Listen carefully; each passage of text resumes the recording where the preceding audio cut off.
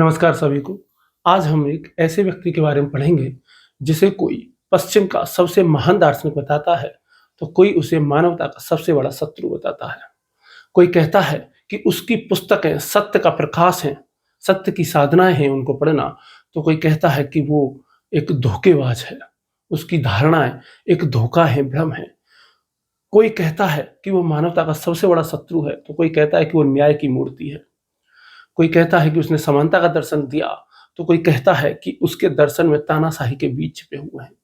कोई कहता है कि उसके दर्शन में, उसकी बातों में स्त्रियों को बराबर नहीं माना गया है, तो कोई कहता है पहली बार महिलाओं के लिए समानता की बात इसी विचारक ने की थी। जी बिल्कुल। कोई उसे प्लेटो के नाम से जानता है, कोई उसे अरिस्टोक्लीज के नाम से जानता है, तो कोई उसे अफलातून के नाम से जानता है। तो आज हम पढ़ेंगे प्लेटो के बारे में। बेसिकली प्लेटो इनका उपनाम था, इनका मूल नाम क्या था? इनका मूल नाम था अरिस्टोक्लीज। अरिस्टोक्लीज इनका मूल नाम क्या था? अरिस्टोक्लीज था। और प्लेटो का मतलब, कहते हैं कि प्लेटो का मतलब ग्रीक भाषा में होता है चौड़ा। तो कहते हैं कि पहले कुश्ती वगैरह किया करते थे, तो जब कुश्ती वगैरह किया करते थे तो वहां से इनको क्या नाम मिल गया? प्लेटो नाम मिल गया था।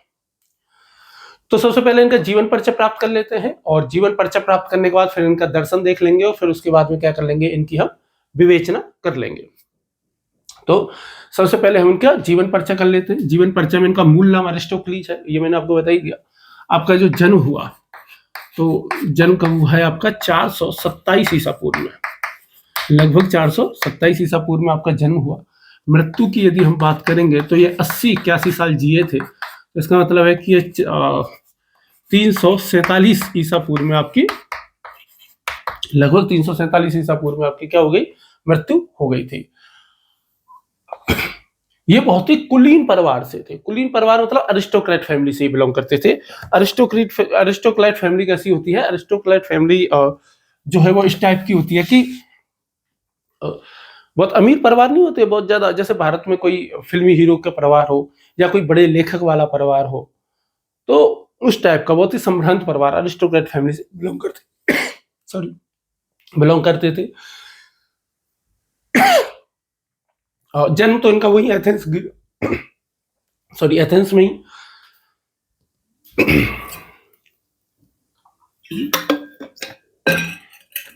सॉरी यार, जन्म तो आपका एथेंस में ही हो गया था, और एथेंस में ही हुआ था। आप शुरू में नाटककार बनना चाहते थे, और जो होमर आपने देखा होगा, तो एक प्रसिद्ध लेखक रहा है, तो ग्रीक का तो कवि रहा है, तो ये उससे प्रभावित भी थे। उन्होंने कुछ नाटक भी लिखे थे, लेकिन जैसे ही इनकी सुकरात से पहली मुलाकात हुई और इनको दर्शन का थोड़ा बहुत विज्ञान प्राप्त हुआ, तो कहते हैं कि इन्होंने क्या किया? अपनी सारी पुस्तकों को आग लगा दी, अपने सभी नाटकों को आग लगा दी, और दर्शन के क्षेत्र में आ गए। इन्होंने 50 से ज्यादा पुस्तकें लिखी हैं। ठीक है, 50 से ज्यादा पुस्तकें लिखी हैं, लगभग 50 तो लिखी होंगी ना। इनकी जितनी भी पुस्तकें हैं उन सबको क्या कहते हैं? डायलॉग्स कहते हैं। इनकी जितनी भी पुस्तकें उन सबको क्या कहते हैं? हम डायलॉग्स कहते हैं। हिंदी में लिख देता हूं, क्या कहते हैं? डायलॉग्स कहते हैं। इनमें जो सबसे प्रमुख पुस्तकें हैं इनके डायलॉग्स में मैंने आपको पिछली क्लास में भी बताया था कि किस तरीके के डायलॉग्स होते हैं, कि एक व्यक्ति सुकरात होता है और दूसरा व्यक्ति कोई और होता है, दोनों के बीच संवाद होता है। तो डायलॉग्स में सबसे प्रसिद्ध जो इनकी पुस्तक है उसका नाम है रिपब्लिक। उसकी पुस्तक का नाम क्या है? रिपब्लिक है, या दीप रिपब्लिक कह लो, गणराज्य कह लो। तो बहुत प्रसिद्ध पुस्तक है, ज्यादातर विचार इसी पुस्तक से आते हैं। इसके अलावा इनकी एक और प्रसिद्ध पुस्तक है जिसका नाम है एपोलॉजी। एपोलॉजी पुस्तक में सुकरात का जो केस वगैरह चला और सुकरात का जो अंतिम दिन समय जो था, उन सब पे इन्होंने जो है वो लिखा है। वो कौन सी पुस्तक में लिखा है? एपोलॉजी में। एक और प्रसिद्ध पुस्तक है जिसका नाम है फिलेबस। एक और अच्छी पुस्तक है जिसका नाम है फीडो। एक और पुस्तक है जिसका नाम है मेनो। एक है सिम्फायोसिस या सिम्फायोसिस, इस तरह की करके इनकी एक और पुस्तक है। तो ऐसे 50 से ज्यादा पुस्तकें हैं। आपको सारियों के नाम याद नहीं रखना है यूपीएससी के लिए, तो भले एक का भी नाम याद नहीं रहे तो भी चलेगा। बाकी जो है वो आरएस वगैरह, एमपी वगैरह पूछी जा सकती है। ठीक है। आपके माता पिता की यदि बात करें तो पिता का नाम था अरिस्टोन। पिता का नाम क्या था? अरिस्टोन था, और माता का नाम था पेरियक्सन।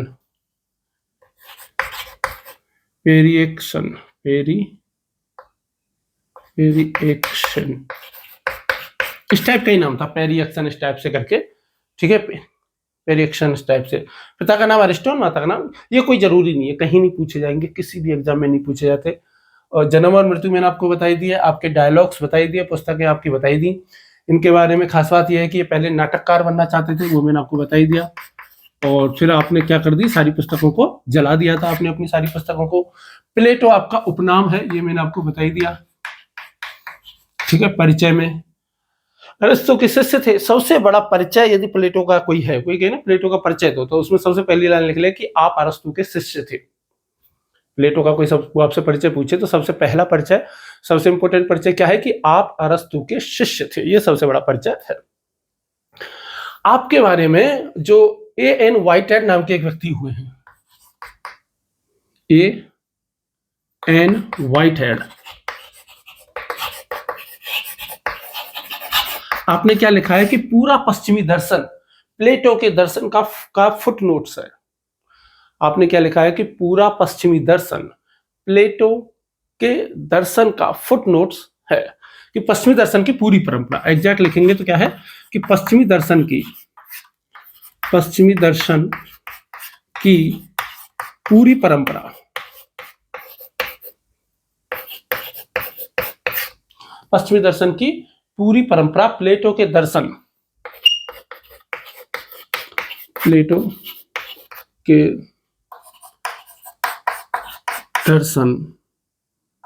की एक फुटनोट श्रृंखला है, एक फुटनोट श्रृंखला है। तो ये किसने कहा, A.N. व्हाइटहेड नाम के व्यक्ति ने कहा, बहुत ही इंपॉर्टेंट है ये विचारक। इसके बाद में एक हेनरी डेविड थोरो करके एक व्यक्ति हुए, यह कथन भी आपको याद रखना है, थोरो का, हेनरी डेविड थोरो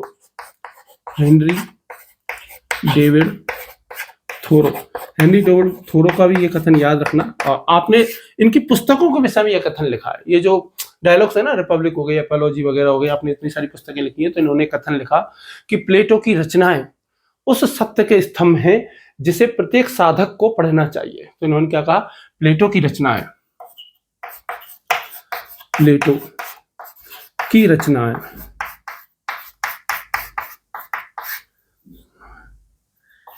उस सत्य के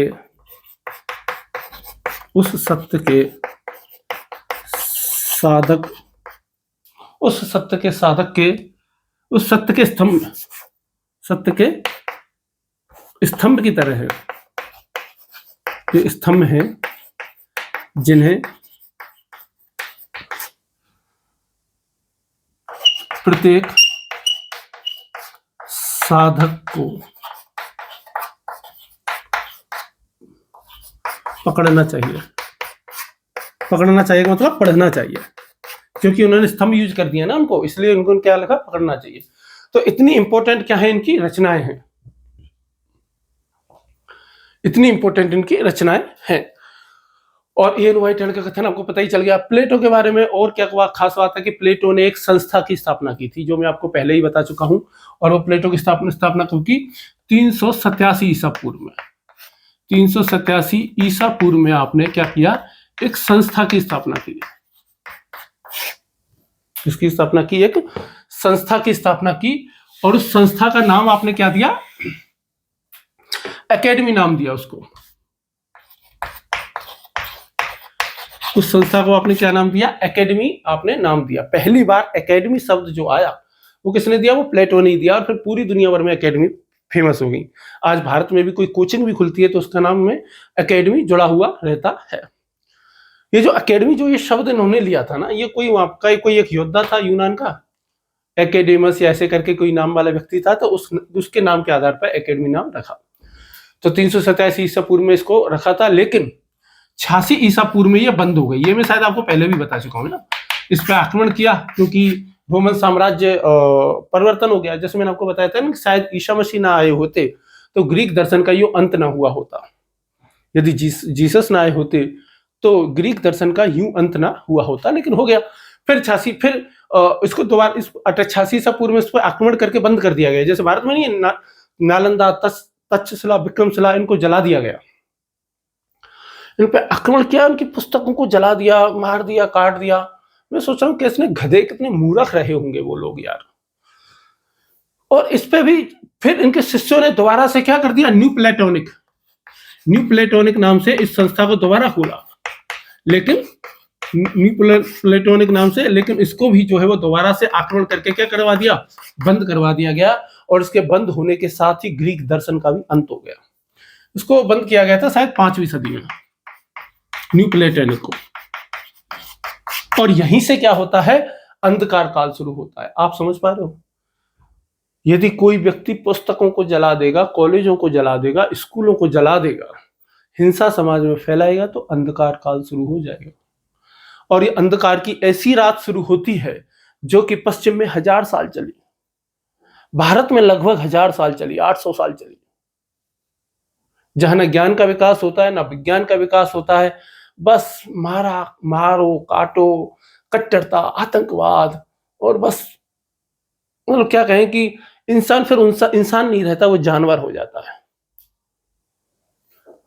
जो ज्ञान से प्रेम नहीं होगा, जहां ज्ञान के पर बातें नहीं होंगी, जहां नए विचारों को कोई मान्यता ही नहीं मिलेगी, तो वहां तो अंधकार काल आएगा। और क्या आएगा? इसीलिए आप देखोगे कि जितने भी कट्टर जो देश हैं इस समय भी, यदि आप देखोगे, जो 2025 चल रहा है, 2025 में जितने भी देश धर्म को लेकर के कट्टर हैं, वो सब के सब बहुत बुरी तरह फेल हो रहे हैं।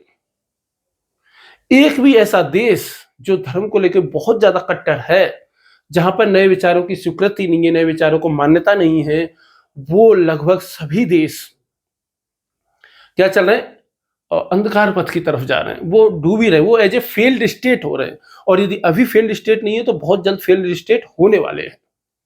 और ये पक्का है, ऐसा कोई भी स्टेट होगा वो हमेशा फेल्ड ही होगा, ये गारंटी है।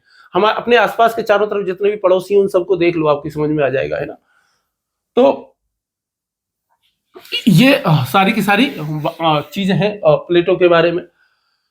जो इनकी एकेडमी थी ना, इनकी एकेडमी में एक खास नियम था कि भाई कोई भी स्टूडेंट है वो क्या है, ज्ञान पे पासु है। यदि वो सच्चा ज्ञान प्राप्त करना चाहता है तो उसके लिए गणित अनिवार्य थी, तो उसके लिए गणित पढ़ना अनिवार्य था। तो उसके लिए क्या था, गणित पढ़ना अनिवार्य था। जो गणित पढ़ सकता है वो दर्शन भी पढ़ सकता है, ऐसा इनका मानना था। और ऐसा मेरा भी मानना है, और ऐसा सबका मानना है। मेरा क्या मानना है मैं तो पढ़ करके ही बता रहा हूँ आपको, है ना। मेरा ऐसा कोई खुद का कोई स्पेशल विचार तो है नहीं। मतलब गणित क्या है ना, आपको लॉजिक की शक्ति देता है, आपको बुद्धिवादी बनाता है। मैथ होता है ना, मैथ में बुद्धि का ही प्रयोग ज्यादा होता है। इसलिए मैंने आपको एक दिन और बताया था कि भाई जो वैज्ञानिक होते हैं ना, उनको कौन पसंद आता है, बेकन पसंद आता है। क्यों पसंद आता है? क्योंकि जो बेकन है, फ्रांसिस बेकन, वो अनुभववादी है। अनुभववादियों को वैज्ञानिक पसंद आएगी। जो बुद्धिवादी हैं, जैसे सुकरात है, प्लेटो है, अरस्तु, ये सब बुद्धिवादी हैं। बुद्धिवादी किसको पसंद आते हैं? गणितज्ञों को। जो गणितज्ञ वो केवल और केवल बुद्धि से काम चलाते हैं, बाहर से अनुभव से थोड़ी लेकर के आते हैं, कोई भी चीज नहीं लेकर के आते। तो इस टाइप से बातचीत होती है। तो इनके गणित पढ़ना क्या था, अनिवार्य था। एक और खास बात मान लो कि इनकी राजनीति में बहुत रुचि थी। प्लेटो ना राजनीतिज्ञ बनना चाहते थे, ठीक है। प्लेटो क्या बनना चाहते थे? राजनीतिज्ञ बनना चाहते थे। लेकिन जब इन्होंने सुकरात को देखा और ये देखा कि राजनीति ने सुकरात के साथ क्या किया, सुकरात जैसे महान व्यक्ति के साथ राजनीति ने क्या किया, तो उस समय प्लेटो शायद 29 साल के रहे होंगे, 29-30 साल के। क्योंकि 399 आपका जन्म हो गया था कब, 427 ईसा पूर्व में। और 399 ईसा पूर्व में जब उनको विस्पान किया गया, मृत्युदंड की सजा मिली, तो उस समय वो 29-30 साल के हो गए थे। तो उन्होंने देखा, तो उन्होंने राजनीति से क्या हो गई, उनको घृणा हो गई, और उन्होंने राजनीति में जाने का जो विचार है वो छोड़ दिया। क्योंकि कुलीन परिवार से थे, बहुत ही अरिस्टोक्रेट फैमिली से, तो वो चाहे तो जा सकते हैं, है ना। मुझे वो बात याद आ गई कि विकास दिव्य कीर्ति सर की, कि वो भी राजनीति में जाना चाहते थे। वो अपने कई बार वो कहते हैं, ठीक है। और उन्होंने कुछ प्रयोग करके हाथ जलाए भी, शायद इसीलिए वो भी प्लेटो की तरह इधर आ गए। माइट भी हो सकता है ना। तो एक समानता मैंने आपको बता दी है, ठीक है। तो दर्शन के लोगों की तो यही बात होती है। तो ये इनकी क्या थी, कुछ परिचय था, बहुत साधारण सा परिचय था इनके बारे में। और खास बात क्या है, इन्होंने शादी नहीं की। देखा कितनी मजे की बात है, होशियार लोग शादी नहीं करते। ठीक है, ये तो साधारण लोग होते हैं, शादी वगैरह करना, घर परिवार बसाना, क्योंकि साधारण लोगों को वही जीवन लगता है। इसीलिए देखोगे आप, जो कोई शादी नहीं करता तो साधारण लोग है ना उसको बड़े अजीब निगाह से देखेंगे। ये कहेंगे ये कैसा व्यक्ति है रे, ये पागल है क्या, इसका पेट थोड़ा ढीला है कि ये शादी क्यों नहीं कर रहा है रे, क्या प्रॉब्लम है रे इसकी, शादी क्यों नहीं कर रहा है। लेकिन जो सच्चा दार्शनिक होता है, जो बहुत गहराई से जब चीजों को पढ़ लेता है, जैसे ओशो रजनीश ने भी कभी शादी नहीं की, ठीक है, तो शायद उन्होंने अपने गुरु को भी देखा होगा, सुकरात को। और मैंने आपको बताया था कि सुकरात की जो पत्नी थी जेंथपे, वो बहुत ही ज्यादा चिड़चिड़ी थी, और प्लेटो का ही कोई मित्र रहा होगा जिसने ये लिखा था कि जो जेंथपे को झेल सकता है वो दुनिया में किसी को भी झेल सकता है। तो ऐसी चीजें हैं, तो हो सकता है कि उसका प्रभाव हो। कुल मिलाकर बहुत सारी चीजों का प्रभाव तो रहा है। सुकरात के जीवन का उन पर बहुत ज्यादा प्रभाव रहा है, क्योंकि सुकरात को लोगों ने मार डाला इसीलिए, और लोकतंत्र ने मार डाला इसीलिए प्लेटो के दर्शन में आप देखोगे तो जो है वो अधिनायक तंत्र के बीज दिखाई देते हैं, तानाशाही के बीज कुछ हद तक दिखाई पड़ते हैं। और कार्ल पॉपर नाम के एक व्यक्ति आएगा जो कहेगा कि जो प्लेटो है, वो कहता है कि मानवता के दो ही शत्रु हुए हैं, एक कार्ल मार्क्स और एक प्लेटो। तो उसको भी हम देखेंगे, और वो इस आधार पर कहता है, तानाशाही के आधार पर कहता है। तो इस तरह की चीजें हैं। और प्लेटो ने 4 चीजों के लिए धन्यवाद दिया। एक खास बात और क्या है कि 4 चीजों के लिए आपने क्या किया, भगवान का धन्यवाद कहा, भगवान को थैंक यू कहा। 4 चीजों के लिए सबसे पहले तो किस चीज के लिए इन्होंने थैंक यू कहा, इस थैंक यू को लेकर के ये कहते हैं कि ये महिलाओं के प्रति और दासों के प्रति इनका जो व्यवहार था वो अच्छा नहीं था, ये बहुत समतावादी नहीं थे। तो प्लेटो एक बहुत महान दार्शनिक थे। और जिस तरह हमारे यहाँ मनु पे जो आरोप लगते हैं, मनु की जो पुस्तक है मनुस्मृति, उस पर आरोप लगते हैं, उसका तो 25 दिसंबर के दिन दहन भी किया जाता है ना, अम्बेडकरवादी लोग उसको जलाते हैं। वैसे ही प्लेटो की भी पुस्तकें खूब सारी ऐसी हैं जिसमें उन्होंने दासों और महिलाओं के बारे में बहुत समानता पूर्वक विचार व्यक्त नहीं किए हैं। इसीलिए प्लेटो को भी ध्यान से पढ़ना पड़ता है, और इसीलिए मनुस्मृति को भी कुछ अंशों को छोड़ दिया जाए तो मनुस्मृति भी शानदार पुस्तक है। वैसे ही प्लेटो महान विचारक तो है ही है, पूरा पश्चिमी दर्शन प्लेटो के फुटनोट्स के बराबर है ही है, लोग कहते ही हैं। तो 4 चीजों के लिए धन्यवाद दिया। तो किन किन चीजों के लिए धन्यवाद दिया, तो इन्होंने सबसे पहले भगवान को धन्यवाद दिया कि हे ईश्वर, सबसे पहले तो इस चीज के लिए धन्यवाद कि मुझे मनुष्य बनाया। किसके लिए बनाया, मनुष्य बनाया। दूसरी बात, मनुष्य बनाया तो बनाया, पुरुष बनाया मनुष्यों में भी। तो इसका मतलब ये क्या है, स्त्रियों के प्रति इनकी समानतापूर्ण व्यवहार नहीं है कि तुम पुरुष बन के ही वो बन चुके। तीसरी बात, इन्होंने थैंक यू किसके लिए कहा कि मुझे ग्रीक में पैदा किया। और चौथी बात, सुकरात के समय में मेरे को पैदा किया। तो इन 4 चीजों के लिए जो है प्लेटो ने ईश्वर को धन्यवाद दिया कि सबसे पहले मुझे मनुष्य पैदा किया, जानवर नहीं बनाया, पुरुष पैदा किया, दास नहीं बनाया, महिला नहीं बनाया, मेरे को ग्रीक में पैदा किया, और सुकरात के समय में जन्म लिया। इन चीजों के लिए उन्होंने क्या किया था, आभार व्यक्त किया था, किसने, प्लेटो ने। तो इतना सब कुछ पढ़ने के बाद में मैंने आपको बता ही दिया प्लेटो क्या है। प्लेटो बुद्धिवादी हैं, प्लेटो अनुभववादी हैं नहीं, प्लेटो कैसे हैं, बुद्धिवादी हैं। और जो बुद्धिवादी जो दार्शनिक होगा वो कैसा होगा, वो गणितज्ञ जैसा होता है। अच्छा, ये मैंने आपको मधुमक्खी और मकड़ी वाली बात बताई थी। तो बुद्धिवादी कौन होता है, मकड़ी संप्रदाय से होता है। ये ठीक है, ये नकली शब्द है मकड़ी संप्रदाय, वास्तविकता में मकड़ी संप्रदाय शब्द कोई एग्जिस्ट नहीं करता है ना। तो मकड़ी की तरह है ये, कि भाई जो भी कुछ जो सोचते हैं ये कहां से सोचते हैं, यहां से सोचते हैं। और ये क्यों कहते हैं ऐसा, ये कहते हैं कि जो अनुभव से जो ज्ञान आता है ना, वो सार्वभौमिक ज्ञान नहीं आता। अनुभव से जो भी कुछ ज्ञान आएगा वो कहते हैं वो सार्वभौमिक नहीं आएगा, उसमें जो है वो वस्तुनिष्ठता नहीं आ पाएगी, उसमें आत्मनिष्ठता के तत्व विद्वान हो जाएंगे, उसमें जो है वो क्या आ जाएगा, सब्जेक्टिवनेस आ जाएगी, उसमें सापेक्षता आ जाएगी। वो निरपेक्ष ज्ञान नहीं रहेगा, वो सार्वभौमिक ज्ञान नहीं रहेगा, और वो वस्तुनिष्ठ ज्ञान नहीं रहेगा। और वो ज्ञान क्या हो जाएगा, प्रत्येक व्यक्ति अपने अपने दृष्टिकोण से उसको देखेगा। और यदि उसमें आत्मनिष्ठता आ जाएगी, यदि प्रत्येक व्यक्ति उसको अपने अपने तरीके से देखेगा, सापेक्षता आ जाएगी यदि किसी भी ज्ञान में, तो वह ज्ञान वास्तविक ज्ञान नहीं हो सकता, वो नैतिकता वास्तविक नैतिकता नहीं हो सकती। क्योंकि ऐसी नास्तिकता केवल और केवल समाज में क्या फैलाती है, अराजकता फैलाती है। इसीलिए इन्होंने जो है वो सोफिस्टों की बहुत अच्छे से आलोचना की है। सोफिस्ट क्या कहते थे, man is the measure of all things. ठीक है, जो प्रोटैगोरस है वो क्या कहता है, man is the measure of all things. Thrasymachus क्या कहता है, शक्तिशाली का हित ही न्याय। वहीं गॉर्जियस क्या कहता है कि नथिंग एग्जिस्ट, कुछ जाना ही नहीं जा सकता, जाना जा सकता है तो उसको समझाया नहीं जा सकता, और समझाया जा सकता है तो उसको बताया नहीं जा सकता। मतलब ये है ना। अब ये तो उसकी खबर ले रहे हैं ना, ये कह रहे हैं कि यदि man is the measure of all things है भाई, होमो मेंस हो रहा है, तो फिर काम कैसे चलेगा, फिर सार्वभौमिकता कैसे आएगी, फिर तो समाज में अराजकता फैल जाएगी, फिर तो समाज में किसी को न्याय ही, शक्तिशाली का हित ही न्याय होगा, तो फिर न्याय मिलेगा कैसे। इसीलिए कहते हैं justice justice justice is harmony. आज हम पढ़ेंगे प्लेटो का न्याय का सिद्धांत हम पढ़ेंगे, तो मैं आपको ये सारी चीजें बताएंगे, है ना। ये सोफिस्टों को क्या कहते हैं, वकील कहते हैं। ये सोफिस्टों को वकील कहते हैं कि जैसे वकील होते हैं ना, क्या करते हैं वकील, शब्दों से खेलते हैं। वकील क्या करते हैं, शब्दों से खेलते हैं कि भाई, जैसे मैंने आपको एक दिन बताया भी था, जैसे जॉली एलएलबी में क्या कहता है कि अक्षय कुमार क्या कहता है कि साहब इन पे बस केवल केस चल रहा है, राष्ट्रद्रोह का अभी तक साबित नहीं हुआ है। तो वो जो अन्नू कपूर होता है वो क्या कहता है, और सर इसी आधार पर तो जो मेरा मुवक्किल है वो निर्दोष है, that is the point, that is the bloody point, वो ऐसे कहता है।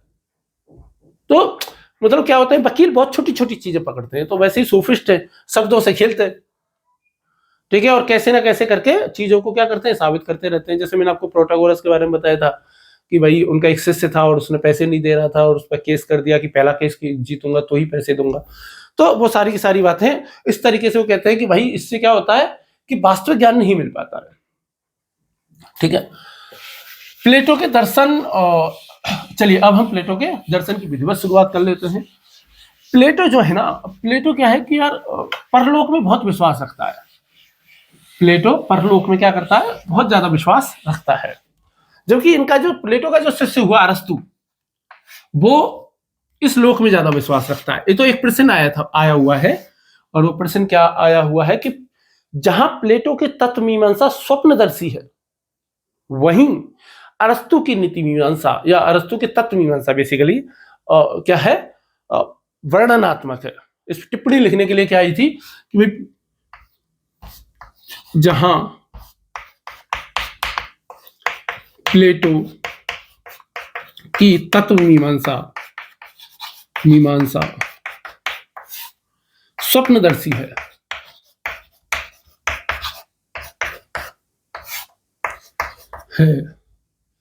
वहीं अरस्तु की वर्णनात्मक। इस तरीके से प्रश्न आ गया था, इस पर टिप्पणी लिखने के लिए आ गया था। ये बेसिकली फिलोसफी ऑप्शनल में ये प्रश्न आया हुआ था, है ना। तो फिलोसफी ऑप्शनल में आया था, साल तो मेरे को याद नहीं है, पर यह आया था कि जब प्लेटो की नीति मीमांसा क्या है, वो सॉरी तत्व मीमांसा स्वप्नदर्शी है, वहीं अरस्तु की कैसी है, वर्णनात्मक है। तो इस पर टिप्पणी लिखने के लिए आ गया था। तो टिप्पणी लिखने के लिए आ गया था, तो जो मैं अब आपको जो एक सबसे पहला विचार जो प्लेटो का समझाऊंगा, वो इसी प्रश्न का आंसर है, ठीक है। इस प्रश्न का आंसर कितना है, केवल आधा, क्योंकि अरस्तु वाला इस समय छोड़ दूंगा, अरस्तु वाला कल देखेंगे। देखो प्लेटो है ना, प्लेटो परलोक में बहुत ज्यादा विश्वास रखता है। अब हम पढ़ेंगे प्लेटो का एक आइडिया है, the idea of the word of idea, the word of idea. Plato ने कह दिया कि दो संसार होते हैं, द वर्ड ऑफ आइडिया। वही जो अरस्तु है ना, अरस्तु क्या करता है कि जो कुछ भी करता है ना, वो सब इस लोक में ही करता है। ज्यादातर विचार अरस्तु, मतलब प्लेटो की सारी निगाह परलोक में है और अरस्तु की निगाह इसी लोक में है। जैसे आप जैसे कह सकते हो महात्मा गौतम बुद्ध, जैसे शंकर की कह लो, जो शंकराचार्य हैं, शंकराचार्य का पूरा ध्यान कहाँ है, परलोक में है। अद्वैत वेदांत में सारा का सारा ध्यान उनका कहाँ है, परलोक में। वो इस जगत को मिथ्या बताते हैं। वहीं जैसे अरस्तु की बात करें तो अरस्तु की तुलना हम किससे कर सकते हैं, बुद्ध से कर सकते हैं इस बारे में, क्योंकि बुद्ध भी सारा का सारा ध्यान बुद्ध का किसमें, इस लोक में है। बुद्ध से पूछा जाता है कि आपका दर्शन क्या है, तो बुद्ध क्या कहते हैं, मेरा दर्शन कुछ नहीं है, बस मानवता के दुख दूर करने, मेरा कोई दर्शन नहीं है, मेरी कोई फिलॉसफी नहीं है।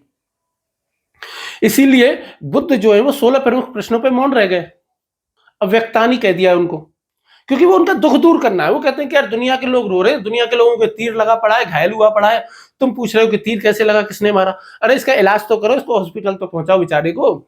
तो वही बात अरस्तु करता है कि सारा की सारी कोशिश वो क्या करता है, इसी लोक से चलाने की कोशिश करता है। अब कहीं कहीं नहीं चलता, जैसे बुद्ध है, बुद्ध ने आत्मा को खारिज कर दिया, लेकिन उनको मोक्ष मानना पड़ गया, निर्वाण मानना पड़ गया। तो इस टाइप से कोशिश वो यहीं से करते हैं। जैसे शंकर है, शंकर इस लोक को बिल्कुल पूरी तरीके से खारिज ही कर देते हैं। शंकर कहते हैं कि भाई ये दुनिया तो पूरी की पूरी क्या है, माया है, भ्रम है, इल्यूजन है, कुछ है ही नहीं।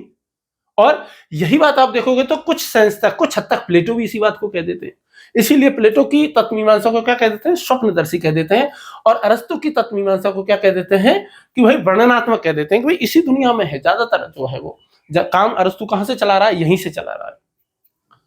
तो जैसे प्लेटो भी न्याय का सिद्धांत देगा, द बर्ड ऑफ आइडिया भी देगा, प्रत्ययवाद यदि प्लेटो देगा, तो उन सब की जब जांच करेगा ना अरस्तु, तो उन सबको विस्तार देगा, और जब विस्तार देगा ना तो वो क्या खींच करके ले आएगा, इस लोक में लेकर के आ जाएगा, जबकि प्लेटो उसको दूसरे लोक में ले गया है। तो बहुत ही अच्छा प्रश्न ये आया हुआ था। ऐसे प्रश्न आते हैं, बड़ा मजा आता है। चलिए, तो अब हम क्या देख लेते हैं, प्लेटो के कुछ प्रमुख विचार देख लेते हैं। मतलब जो सबसे प्रमुख विचार जो प्लेटो का है, एथिक्स के पेपर में उस पर प्रश्न तो नहीं आएगा, लेकिन आप यदि प्लेटो का न्याय सिद्धांत समझना चाहते हो, जिसमें एथिक्स के प्रश्न में बिल्कुल प्रश्न आ सकता है 100%, प्लेटो का सद्गुण सिद्धांत यदि समझना चाहते हो, जिसमें नीति मीमांसा से बिल्कुल प्रश्न पूछा जा सकता है, तो या फिर प्लेटो का आत्मा का जो त्रिखंड सिद्धांत जो प्लेटो देता है, यदि प्लेटो दार्शनिक राजा की अवधारणा की बात यदि करता है, तो उसके लिए आपको जरूरी है प्लेटो का एक तत्व मीमांसा का एक विचार समझना है। वो थोड़ा थोड़ा ज्ञान मीमांसा का भी है, ज्ञान मीमांसा और तत्व मीमांसा दोनों में ही पढ़ते हैं, प्रमुख तौर पर वो तत्व मीमांसा में आता है। तो उस विचार को हम पढ़ लेते हैं, वो विचार क्या है। बहुत ही आसान विचार है, ज्यादा कठिन है नहीं, बहुत ही आसान है। तो हम देख लेते हैं प्लेटो की तत्व मीमांसा, और तत्व मीमांसा में हम क्या देखेंगे, प्रत्ययवाद। प्लेटो का एक विचार है जिसको कहते हैं प्रत्ययवाद। बहुत ही आसान भाषा में हम समझेंगे, क्योंकि हिंदी माध्यम में हम हैं, तो हिंदी माध्यम के हिसाब से ही समझेंगे। और हम इसको कहते हैं रियलिज्म, प्लेटोनिक रियलिज्म इसको कहते हैं, प्लेटो का प्रत्ययवाद। देखिए, सुकरात ने एक कॉन्सेप्ट दिया, यानी कि सुकरात यानी कि अवधारणा दी। अवधारणा को हम क्या कह देते हैं, संप्रत्यय कह देते हैं।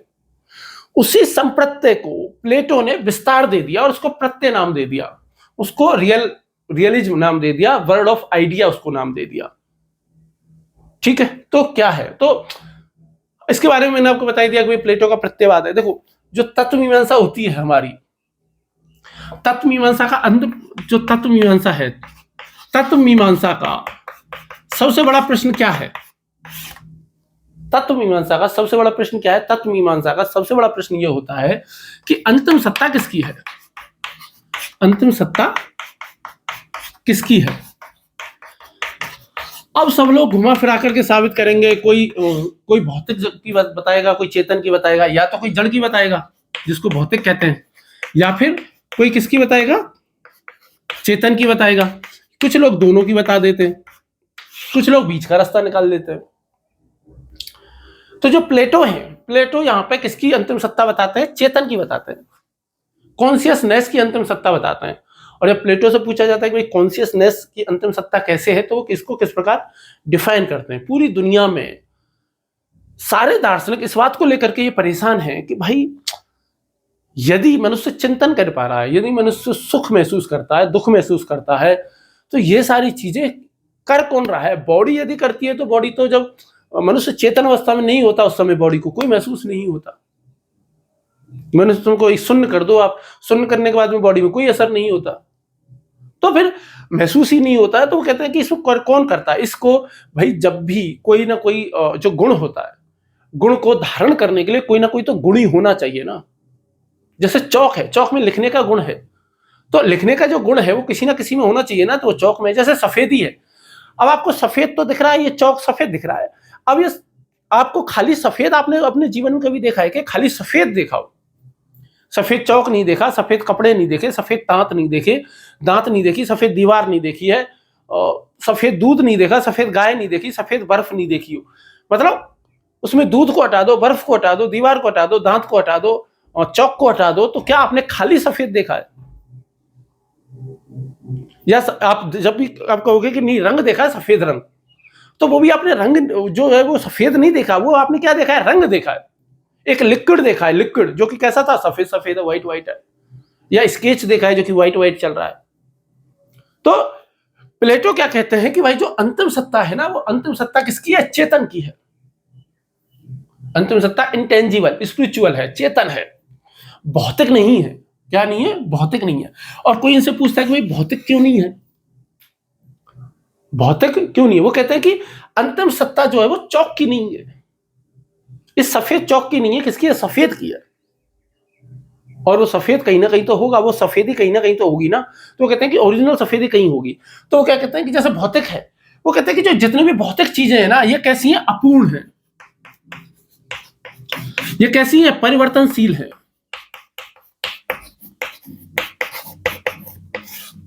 ये कैसी है? असत्य है। ये कैसी है? असत्य है। ये कैसी है? क्षणिक है। ये कैसी है? अपूर्ण है। ये कैसी है? भ्रमपूर्ण है।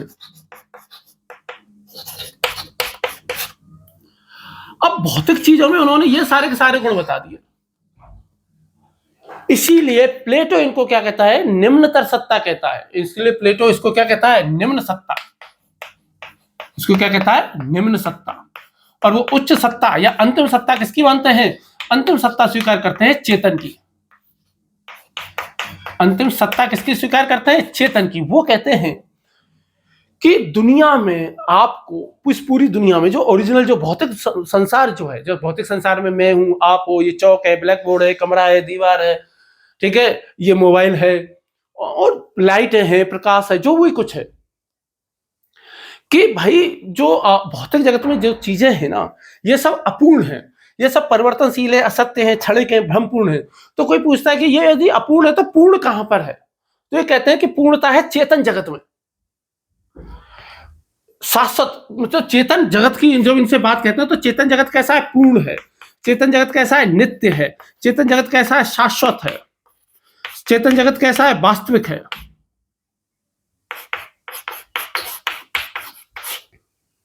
चेतन जगत कैसा है? सत्य है। अब ये सारे के सारे गुण ये किसमें बताते हैं? चेतन में बताते हैं। अब इसको थोड़ा और आसान भाषा में जैसे समझे, जैसे कि मान लो कि ये चौक डस्टर है, तो वो कहते हैं कि दुनिया में जितने भी डस्टर हैं, ये तो खैर बेचारा टूट फूट गया है गिर गिर के, तो जैसे दुनिया में जितने भी डस्टर हैं, प्लेटो क्या कहते हैं? दुनिया में जितने भी डस्टर हैं ये सब अपूर्ण हैं। ये सब क्या है? एक जो ओरिजिनल जो डस्टर है, ओरिजिनल डस्टर कहां बिलोंग करता है? चेतन। चेतन दुनिया में इस दुनिया के जितनी भी चीजें हैं, इन सभी चीजों का एक प्रत्यय है। और वो प्रत्यय कहां है? चेतन दुनिया में बिलोंग करता है, चेतन दुनिया में होता है। तो जो अंतिम इसका प्रत्यय, जो ओरिजिनल इसका प्रत्यय है, वो कहां है? इस चेतन दुनिया में रहता है। इस चेतन दुनिया में वो एग्जिस्ट करता है।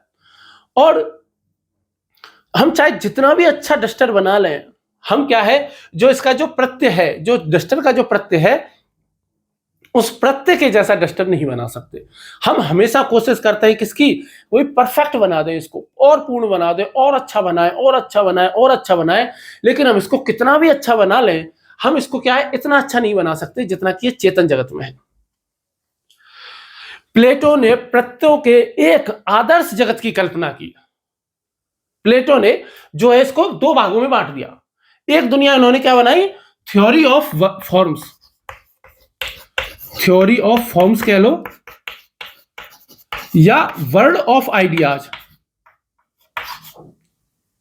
वर्ल्ड ऑफ आइडियाज कि भाई दुनिया में ना एक दुनिया कैसी है कि वर्ल्ड ऑफ आइडियाज भी है। ये प्रत्ययों की दुनिया कैसी? एक दुनिया क्या है? प्रत्ययों की दुनिया है। और ये प्रत्ययों की दुनिया कैसी है? ये चेतन है। और ये दुनिया कैसी है? ये जड़ है। और ये कैसी है? ये जड़ है। जैसे लंबाई, चौड़ाई, ईमानदारी, बेईमानी, झूठ, मक्कारी, इनमें से बहुत सारी चीज आप देखोगे तो ये सच में होती है क्या? संसार में जितनी भी वस्तुएं हैं वो सब अपूर्ण है। वो कहते हैं कि देखो, आप ईमानदारी को कभी नहीं देख सकते। इस दुनिया में जो ईमानदारी है वो कैसी है? वो अपूर्ण है। और इसलिए ईमानदार कोई व्यक्ति और ईमानदार होने की कोशिश करे और ईमानदार होने की कोशिश करे तो वो कैसा है? ईमानदारी का एक प्रत्यय है, उस ईमानदारी के प्रत्यय के जैसे ईमानदारी दिखाना चाहते हैं। ये तो ओरिजिनल ईमानदारी है। और ये कैसी है? ये अपूर्ण है। जैसे ही प्रत्यय में भौतिकता मिलती है, वो प्रत्यय कैसा हो जाता है? अशुद्ध हो जाता है, वो अपूर्ण हो जाता है, वो असत्य हो जाता है, वो क्षणिक हो जाता है, वो भ्रमपूर्ण हो जाएगा, वो परिवर्तनशील हो जाएगा। क्या आपने कभी कोई ऐसी मिठाई खाई है जिससे टेस्टी मिठाई इस दुनिया में बनी ही ना हो? क्या आपने कभी कोई इतना कोई सुंदर व्यक्ति देखा है कि उससे ज्यादा सुंदर कोई हो ही नहीं सकता दुनिया में? कोई पैदा ही नहीं हुआ आज तक, या पैदा क्या नहीं हो कि हो भी सकता है, कभी हो ही नहीं सकता। क्या मैं मतलब मेरी तो छोड़ो, मेरी तो खैर क्या औकात है। और जैसे विकास दिव्य कीर्ति सर को लो, क्या उनसे इंटेलिजेंट शिक्षक कोई नहीं है क्या दुनिया में? क्या हो नहीं सकता? बिल्कुल हो सकता है। क्या वो दुनिया के सबसे बेहतरीन शिक्षक है? कि वो सबसे बेहतरीन शिक्षकों में से एक है, लेकिन सबसे बेहतरीन नहीं हो सकते। वो सबसे बेहतरीन नहीं है। आप समझ में आ रही है बात आपके? कि भाई हमें कहूं कि दुनिया का सबसे अच्छा चौक है, क्या इससे अच्छा चौक नहीं हो सकता? क्या बिल्कुल हो सकता है। इससे भी अच्छा चौक बनाया जा सकता है। कोई कहे कि यार कितनी शानदार मटर पनीर की सब्जी बनाई है, मजा ही आ गया। अब आप ये बात बताओ, क्या दुनिया में मटर पनीर की सब्जी का कोई एक फाइनल बन गया कि इससे अच्छी मटर पनीर की सब्जी तो कोई बना ही नहीं सकता, इससे टेस्टी कोई नहीं बना सकता? बिल्कुल बनाई जा सकती है। इससे गोरा मनुष्य तो दिख ही नहीं सकता, इससे सुंदर मनुष्य तो हो ही नहीं सकता, इससे अच्छा टीचर तो हो ही नहीं सकता। तो ये कहते हैं कि इस दुनिया में जितनी भी चीजें हैं ना, वो अपूर्ण है। कैसी है वो? अपूर्ण है। तो एक जगह तो उन्होंने थ्योरी ऑफ फॉर्म्स बता दिया, दूसरा जो जगत उन्होंने बताया वो बताया word of sense. Word of senses, यानी कि उसको क्या क्या कहते हैं? इंद्रिय जगत, इंद्रियों का जगत। इंद्रिय जगत क्या है? इंद्रिय जगत वो है जिस दुनिया को हम महसूस कर रहे हैं, जिस दुनिया में हम रह रहे हैं अभी। जैसे अभी मान लो ये वीडियो बनाते समय मुझे तो गर्मी महसूस हो रही है, तो क्या हो रही है? मुझे नहीं हो रही, मेरी इंद्रियों को महसूस हो रही है। मुझे मेरी इंद्रियों के माध्यम से पता चल रहा है कि भाई क्या है कि गर्मी का मौसम है, और क्या हो रहा है कि गर्मी मुझे क्या हो रही है? महसूस हो रही है। गर्मी क्या हो रही है? मुझे महसूस हो रही है। अब ये जो है ना, ये जो महसूस जो होना, ये क्या है? इंद्रिय जगत है। और ये इंद्रिय जगत कैसा है? छाया मात्र है। ओरिजिनल जो जगत है, जो प्रत्यय की जो दुनिया है, प्रत्ययों की दुनिया की ये क्या है? ये छाया है। तो इस दुनिया में जो भी कुछ आपको दिख रहा है वो क्या है? कि प्रत्ययों की नकल है। जैसे ओरिजिनल चौक तो कहां है? यहां पर है, इस प्रत्ययों की दुनिया में है। और ये मेरे पास क्या है? इस चौक की नकल है। हम कितना भी अच्छा चौक बना लें, इसके जैसा चौक नहीं बना सकते, इसके प्रत्यय के जैसा चौक नहीं बना सकते। वैसे ही कोई भी सुंदर है तो प्रत्येक व्यक्ति क्या है? इतनी सुंदर नहीं हो सकती जितना उसका सुंदरता का जो प्रत्यय है, उतनी सुंदर कोई भी चीज नहीं हो सकती है। ठीक है, बात समझ में आ गई? तो ये क्या कहते हैं, और ऐसा क्यों है? वो कहते हैं कि भाई ज्ञान का जो अनुभव है ना, वास्तविक अनुभव, वो इंद्रियों से नहीं आता। वो किससे आता है? वो बौद्धिक चिंतन से आता है, इसलिए बुद्धिवादी है। और जब हम इन प्रत्ययों की जब ज्ञान प्राप्त कर लेते हैं, प्रत्ययों का ज्ञान प्राप्त कर लेना ही क्या है? वास्तविक ज्ञान है। जबकि भौतिक वस्तुओं के विषय में जो ज्ञान प्राप्त होता है ना, वो ज्ञान नहीं होता। वो तो क्या है? वो डोक्सा है। डोक्सा यानी कि वो तो मत है, वो तो राय है, वो ज्ञान नहीं है, वो राय है। जैसे आपको चौक के बारे में यदि आपको जानकारी प्राप्त हो गई है, तो ये चौक क्या है? ज्ञान नहीं है, ये तो क्या है? आपकी मत है, आपका राय है। यदि आप ये ब्लैक बोर्ड बनाना जानते हो, ग्रीन बोर्ड बनाना जानते हो, तो ये आपकी क्या है? केवल और केवल मत है या राय है। ये अंतिम सत्य नहीं है। सत्य तो क्या है? जो इन प्रत्ययों को अच्छे से जान लेता है, उसी को हम क्या कहते हैं? कि वही सत्य है। ठीक, यहां तक समझ में आ गया कि दुनिया में जितनी भी चीजें हैं वो सब एक ओरिजिनल दुनिया है। ओरिजिनल दुनिया में, जैसे मैं एक टीचर हूं, तो ओरिजिनल टीचर उस दुनिया में है, उसका प्रत्यय उस दुनिया में है, इस वाली दुनिया में। ठीक है, और प्रत्ययों की दुनिया में, और हम उसकी क्या है? केवल और केवल नकल है। ओरिजिनल मानव प्रत्ययों की दुनिया में है, हम नकल हैं। ओरिजिनल पुरुष प्रत्ययों की दुनिया में है, मैं नकल हूं। ओरिजिनल महिलाएं प्रत्ययों की दुनिया में है, वास्तविक जो प्रत्यय है महिला का, यहाँ पे जो महिला है वो नकल है। ऐसे ही कार है, चौक है, बोतल है, दीवार है, ब्लैक बोर्ड है, ये है, सब नकल है। ओरिजिनल चीज तो वही है, ये प्लेटो कह रहा है। अब प्लेटो क्या कह रहा है कि ये जो प्रत्यय है ना, ये प्रत्यय भी कैसे हो जाते हैं? अब कई सारे हैं प्रत्यय। क्या है? कई सारे हैं।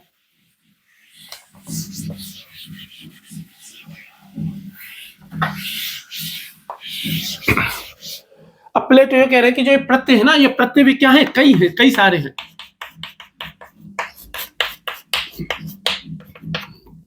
अब मान लो कि कई सारे प्रत्यय हैं। मान लो प्रत्यय किसका है? जैसे कि एक प्रत्यय हो गया चौक का, एक पेन का हो गया, एक ब्लैक बोर्ड का हो गया, कार का हो गया, मानव का हो गया, पुरुष का हो गया, हाथी का हो गया, कुत्ते का हो गया, मगरमच्छ का हो गया, ये सब। तो कह रहे हैं कि ये सारे के सारे प्रत्यय भी एक प्रत्यय की ओर बढ़ रहे हैं। जैसे धरती पे जितनी भी चीजें हैं ना, ये सब अपने प्रत्यय के जैसे हो जाना चाहती हैं और अपने प्रत्ययों की तरफ बढ़ रही हैं। धीरे धीरे बेहतर हो रही हैं और बेहतर हो रही हैं। वैसे ये जो प्रत्यय भी हैं, ये सब प्रत्यय भी और बेहतर हो जाना चाहते हैं, और बेहतर हो जाना चाहते हैं, और ये भी किसी एक खास प्रत्यय की ओर बढ़ रहे हैं, एक अंतिम प्रत्यय की ओर बढ़ रहे हैं, जो कि एक अंतिम प्रत्यय है। और उस अंतिम प्रत्यय को ये क्या कहते हैं? गुण का, शुभ का प्रत्यय, गुण, आइडिया ऑफ गुण और शुभ का प्रत्यय। अंतिम प्रत्यय कौन सा है? जो मूल प्रत्यय है, अंतिम या मूल प्रत्यय जो है, अंतिम या मूल प्रत्यय कौन सा है? शुभ का प्रत्यय। अंतिम या मूल प्रत्यय क्या है? शुभ का प्रत्यय, और इसी को कहते हैं द आइडिया ऑफ गुण। इसलिए कोई पूछ लेना कि प्लेटो का द आइडिया ऑफ गुण क्या है, तो क्या कहोगे? मूल प्रत्यय, द आइडिया ऑफ गुण, शुभ का प्रत्यय। कि भाई प्लेटो के शुभ के प्रत्यय को समझाइए।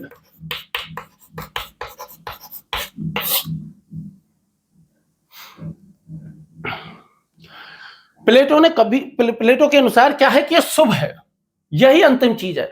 प्रत्येक जो उसका जो प्रत्यय है वो शुभ के जैसा हो जाना चाहता है। प्लेटो ने एक पे समीक्षक जो है, प्लेटो के जो चिंतक है, वो कहते हैं कि प्लेटो के हिसाब से जो गुण है ना, यही क्या है? ये गॉड है। वो कहते हैं कि गुड इज गॉड, कि यह जो अंतिम प्रत्यय है ना, ये ईश्वर है। गुण क्या है? ईश्वर है, गॉड है, और क्या है? ईश्वर है। यानी कि दुनिया की प्रत्येक वस्तु कहां जाना चाहती है? ईश्वर में मिल जाना चाहती है, ईश्वर के जैसा हो जाना चाहती है। मनुष्य का अंतिम लक्ष्य क्या है? कि ईश्वर में जो सद्गुण है, ईश्वर में जो प्रत्यय है, बस हम ईश्वर में मिल जाएं, यही हमारा अंतिम लक्ष्य है। और अद्वैत वेदांत को याद करो, और शंकराचार्य को याद करो, और हमारे आचार्य शंकर जी क्या कहते हैं? हमारे आचार्य शंकर जी भी तो यही कहते हैं कि ये दुनिया तो एक भ्रम है, नकली है, माया है। हम सबको क्या करना है? मनोबुद्धि अहंकार चित्तानी ना हम, नचे घ्राण नेत्रे, नचे प्राणवायु, ऐसे करके है, शिवोहम शिवोहम, ठीक है। मनोबुद्धि अहंकार मतलब मैं कुछ नहीं, मैं शिव हूं। मैं ना मन हूं, ना बुद्धि हूं, ना अहंकार हूं, ना चित्त हूं, ना मैं इंद्रिय हूं, ना सुखम ना दुखम, ना माता ना पितम ना भात्रम, न सुखम न दुखम न मात्रम न पित्रम, मतलब ऐसे करके कुछ है, मेरे को याद नहीं है ना। तो ऐसे करके तो मतलब शंकर भी क्या कह रहे हैं कि ईश्वर ब्रह्म हो जाना है। शिवोहम शिवोहम, मुझे याद नहीं आ रहा यार अंतिम लाइन क्या है उसकी। शिवोहम शिवोहम मतलब मैं कुछ नहीं हूं, शिव हूं। मतलब दुनिया में प्रत्येक चीज क्या है? केवल ब्रह्म है, ओरिजिनल चीज कुछ है ही नहीं। हर चीज क्या है? ब्रह्म है। हर चीज को एक दिन ब्रह्म में ही विलीन हो जाना है, वो शंकर ये कहते हैं। और ये भी क्या कहते हैं कि हर चीज को अंत में क्या हो जाना है? ईश्वर हो जाना है, गुण हो जाना है, गॉड हो जाना है। और ये कहते हैं कि ये जो प्रत्यय है ना, प्रत्ययों का जो ज्ञान है, ये अनुभव से नहीं आ सकता, एक्सपीरियंस से नहीं आ सकता, क्योंकि हमारी इंद्रियों की सीमा है। हमारे भाई हम स्पर्श कर सकते हैं हाथ से, ठीक है, हम जीभ से क्या कर सकते हैं? किसी भी चीज को स्वाद कर सकते हैं, जैसे बहुत से बच्चे चौक खाते हैं, ठीक है। हम आंखों से देख सकते हैं, कानों से सुन सकते हैं, नाक से सूंघ सकते हैं, लेकिन हमारे सुनने की शक्ति है 20 डेसिबल से नीचे की आवाज हम सुन नहीं सकते, और शायद 120 है या इतनी कुछ लिमिट है, उस डेसिबल से ज्यादा की आवाज हमारे कान के पर्दे बर्दाश्त नहीं कर सकते। हमारी आंखों की भी एक लिमिट है, हमारी नाक की भी लिमिट है। हम इतने रंगों, इतनी गंधों को नहीं सूंघ सकते जितना कि एक कुत्ता सूंघ सकता है। हमारी आंखें उतना बेहतरीन नहीं देख सकती जितना कि बिल्ली परिवार के जो सदस्य हैं, या बाज है, उल्लू है, उस परिवार के सदस्य देख सकते हैं। हम नहीं देख पाते उतना। तो क्या है? इंद्रियों की सीमाएं हैं, और चूंकि हमारी इंद्रियों की सीमाएं हैं, जैसे अल्ट्रावायलेट किरणें हमको नहीं दिखती, परावैंगनी किरणें हमको नहीं दिखती हैं, कोरोना वायरस हमको नहीं दिखता, वायरस हमको नहीं दिखते हैं, तो बहुत सारी चीजें नहीं दिखती है ना। तो इसका मतलब क्या है कि हमारी इंद्रियों से हमें छोटा ज्ञान आता है, बहुत ही लिमिटेड ज्ञान हम हासिल कर सकते हैं। तो वो ओरिजिनल ज्ञान नहीं है। वो तो कैसा है? वो तो व्यक्तिनिष्ठ ज्ञान होगा, वो तो सापेक्ष ज्ञान होगा। क्योंकि भाई ये चौक है, क्या आपको ये चौक सभी को एक जैसा दिखाई देगा क्या? नहीं, बिल्कुल नहीं दिखाई देगा। ये तो चलो ठीक है, रिकॉर्डिंग भी है और एक जैसी ही रिकॉर्डिंग होगी, लेकिन फिर भी आपके मोबाइल पे डिपेंड कर जाएगा। कोई मोबाइल में देखेगा, कोई टैबलेट में, कोई लैपटॉप में, कोई दूर से, कोई हल्का सा जूम करके भी देख सकता है, कोई बहुत ध्यान से देख रहा है, और किसी को कोई रुचि नहीं है, बस गलती से वीडियो प्ले हो गया है। तो अलग अलग देखने का नजरिया होगा। तो इसके बारे में, जैसे मेरी वीडियो देखी किसी ने, तो मेरी वीडियो के बारे में जो राय बनेगी, यदि मान लो मेरी वीडियो देखी 1000 लोगों ने, तो 1000 लोगों की राय यदि मेरे बारे में पूछी जाएगी, तो लगभग अलग अलग होगी प्रत्येक व्यक्ति की। और ये ज्ञान कैसा होगा? ये ज्ञान सार्वभौमिक ज्ञान नहीं हो सकता, ये ज्ञान तो व्यक्तिनिष्ठ ज्ञान है। क्योंकि हमारी इंद्रियों की सीमा है, हमारी सोचने समझने की सीमा है, हमारे विचारों का, हमारी रायों का, हमारी चीजों को देखने पर प्रभाव पड़ रहा है। इसीलिए जो अंतिम जो ज्ञान है वो बुद्धि से आता है, वो चिंतन से आता है। और अंतिम ज्ञान कब होगा? जब हम प्रत्ययों का ज्ञान अच्छे से हासिल कर सकते हैं, और इसके लिए कठोर साधना चाहिए होती है, इसके लिए बहुत सूक्ष्म दृष्टि चाहिए होती है। ऐसे नहीं है कि आंख बंद करके और अरे हाँ ऐसा ही होता है, ऐसा ही होता है, तो ऐसे नहीं होता।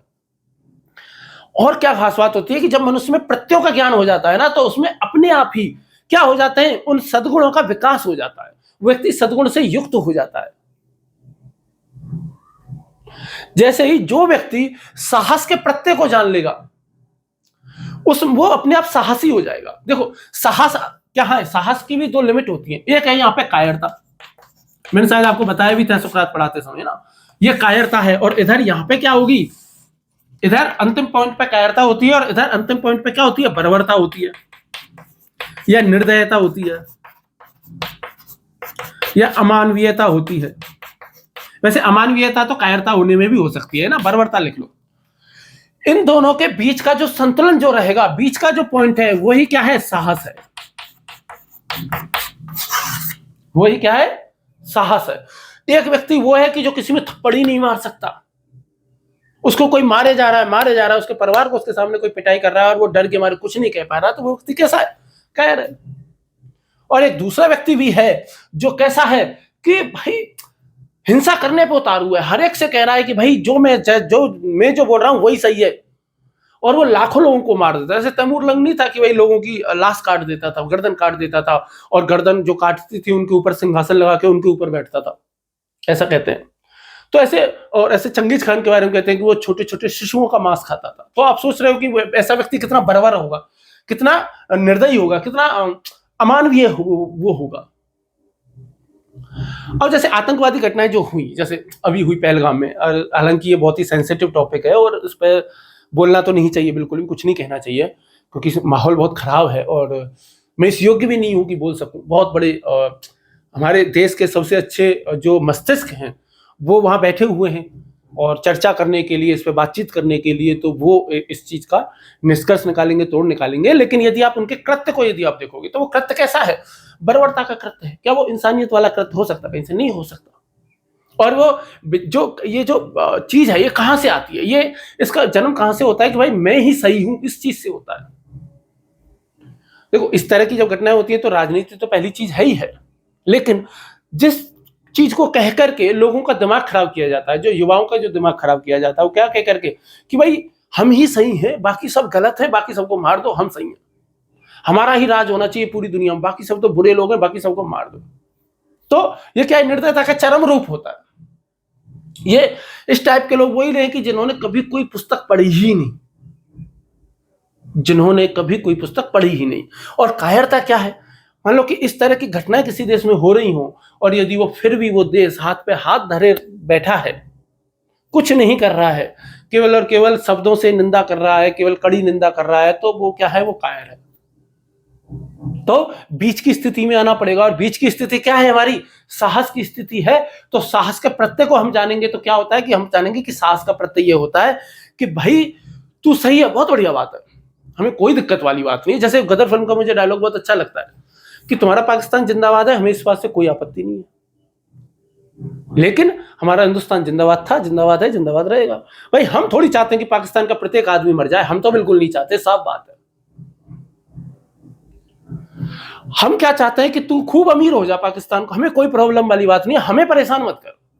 यदि हमें परेशान करेगा तो फिर हमको भी क्या करना होगा कि निंदा फिंदा इन चीजों से काम नहीं चलेगा, फिर हमको भी साहस दिखाना पड़ेगा ना। और जो कि हम कई बार कर भी चुके हैं, हम चाय पिला चुके हैं 1971 में, तो उनको अकल आ गई थी कि भाई चाय पिलाना क्या होता है। तो भाई ये जो चीजें हैं इनको समझ लेना बहुत जरूरी होता है कि भाई बीच की सिचुएशन क्या होती है। साहस होता है कि भाई किसी भी गलत चीज के खिलाफ सीना तान के खड़ा हो जाना, वो क्या होता है, वो साहस है।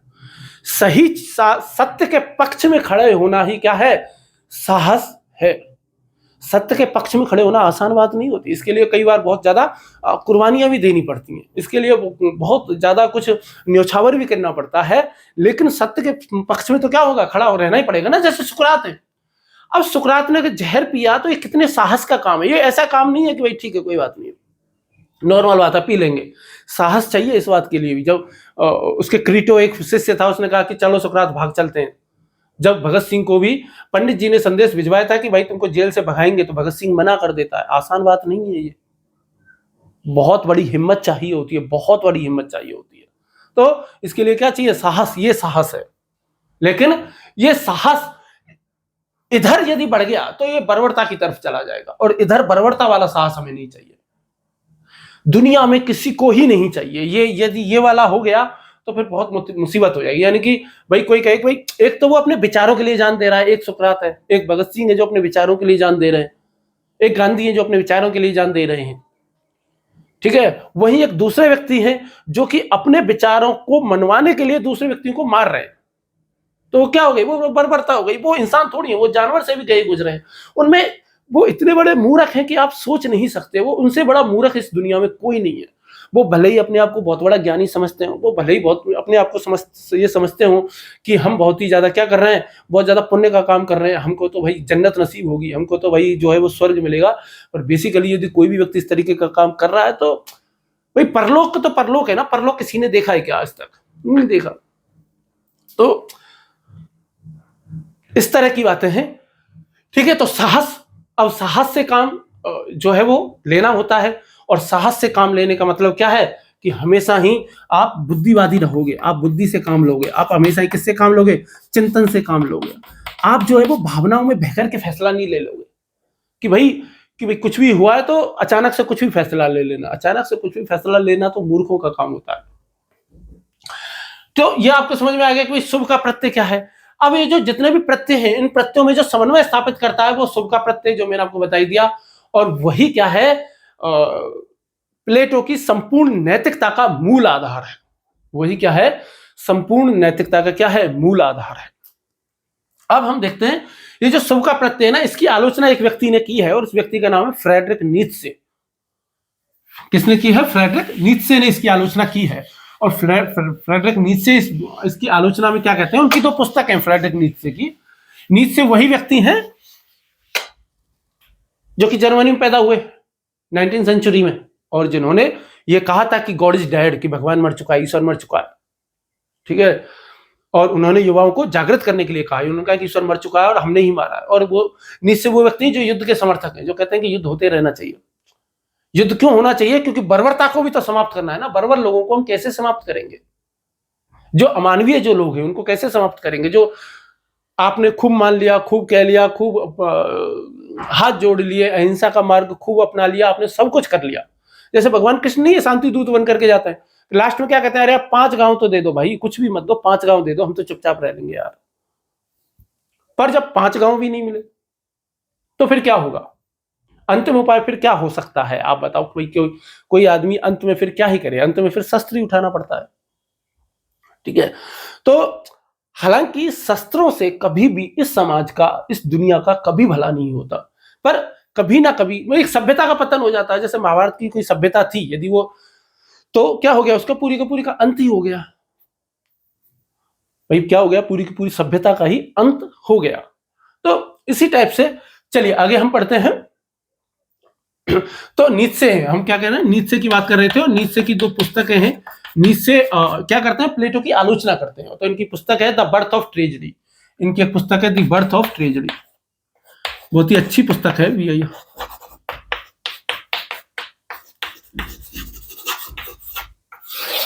The birth of tragedy. Birth of tragedy में ये कहते हैं कि प्लेटो एक महान धोखेबाज है। वो क्या कहते हैं? कि प्लेटो एक महान धोखेबाज है। प्लेटो एक महान धोखेबाज है। और क्यों कहते हैं प्लेटो को एक महान धोखेबाज? क्यों? जिसने सत्य को एक दूसरी दुनिया में स्थानांतरित कर दिया। धोखेबाज है जिसने सत्य को एक दूसरी दुनिया में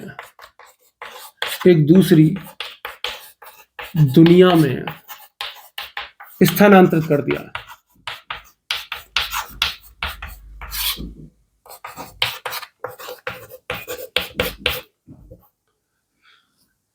ये कौन कहता है? फ्रेडरिक नीत्शे कहते हैं। उनकी जो पुस्तक है द वर्थ ऑफ ट्रेजरी, इसमें कहते हैं, इनकी एक और पुस्तक है the twilight of the ideals. Twilight of the ideals एक और पुस्तक है, उसका नाम क्या लिखना? Plato is the greatest falsifier. Plato is the greatest falsifier who separated reality into another world. Who separated reality into another world. तो ये क्या है? ये प्लेटो का जो प्रत्ययवाद है उसकी आलोचना में ये कथन है, ये लाइन है। इसको लिख लोगे तो काम आएगी आपके, जहां कहीं भी लिखने के लिए, यदि कहीं पर मौका मिलेगा तो। ठीक है, चलिए अब हम प्लेटो के नेक्स्ट विचार की तरफ बढ़ते हैं, जो बहुत मोस्ट इंपोर्टेंट विचार है, जिसपे प्रश्न आ सकता है, कभी भी प्रश्न आ जाएगा, और बहुत ही सामान्य सी बात मानी जाएगी यदि उसके प्रश्न आएगा तो। कोई ऐसे नहीं कहेगा अरे इस विचार पर प्रश्न कैसे आ गया, ऐसे नहीं कहेगा, है ना। तो प्लेटो का सद्गुण सिद्धांत पढ़ लेते हैं। क्या पढ़ लेते हैं? सद्गुण सिद्धांत, थ्योरी ऑफ वर्च्यू। सद्गुण सिद्धांत, प्लेटो का सद्गुण सिद्धांत। देखो, सद्गुण तो आएंगे ही आएंगे, इन तीनों में ही सद्गुण घूम फिर के सद्गुणों की बात होगी। प्लेटो हो, सुकरात, प्लेटो, अरस्तु, तीनों में ही घूम फिर करके किसकी बात होगी? किसकी बात होगी? सद्गुणों की बात होगी, वर्च्यूज की बात होगी, क्योंकि इन्होंने वर्च्यू एथिक इन तीनों ने ही दिया है। ठीक है, तो थ्योरी ऑफ वर्च्यूज की बात होगी। तो जब नीति मीमांसा जब हम पढ़ते हैं तो देखो, जैसे हमने तत्व मीमांसा का मूल प्रश्न हमने क्या देखा था कि भाई अंतिम सत्ता किसकी है। तत्व मीमांसा का जो मूल प्रश्न होता है, वो मूल प्रश्न क्या होता है कि अंतिम सत्ता किसकी है। ठीक वैसे ही जब हम नीति मीमांसा जब हम पढ़ते हैं तो नीति मीमांसा का जो मूल प्रश्न होता है, नीति मीमांसा का मूल प्रश्न क्या है कि जीवन का उद्देश्य क्या है। जीवन का उद्देश्य क्या है, ये नीति मीमांसा का मूल प्रश्न होता है।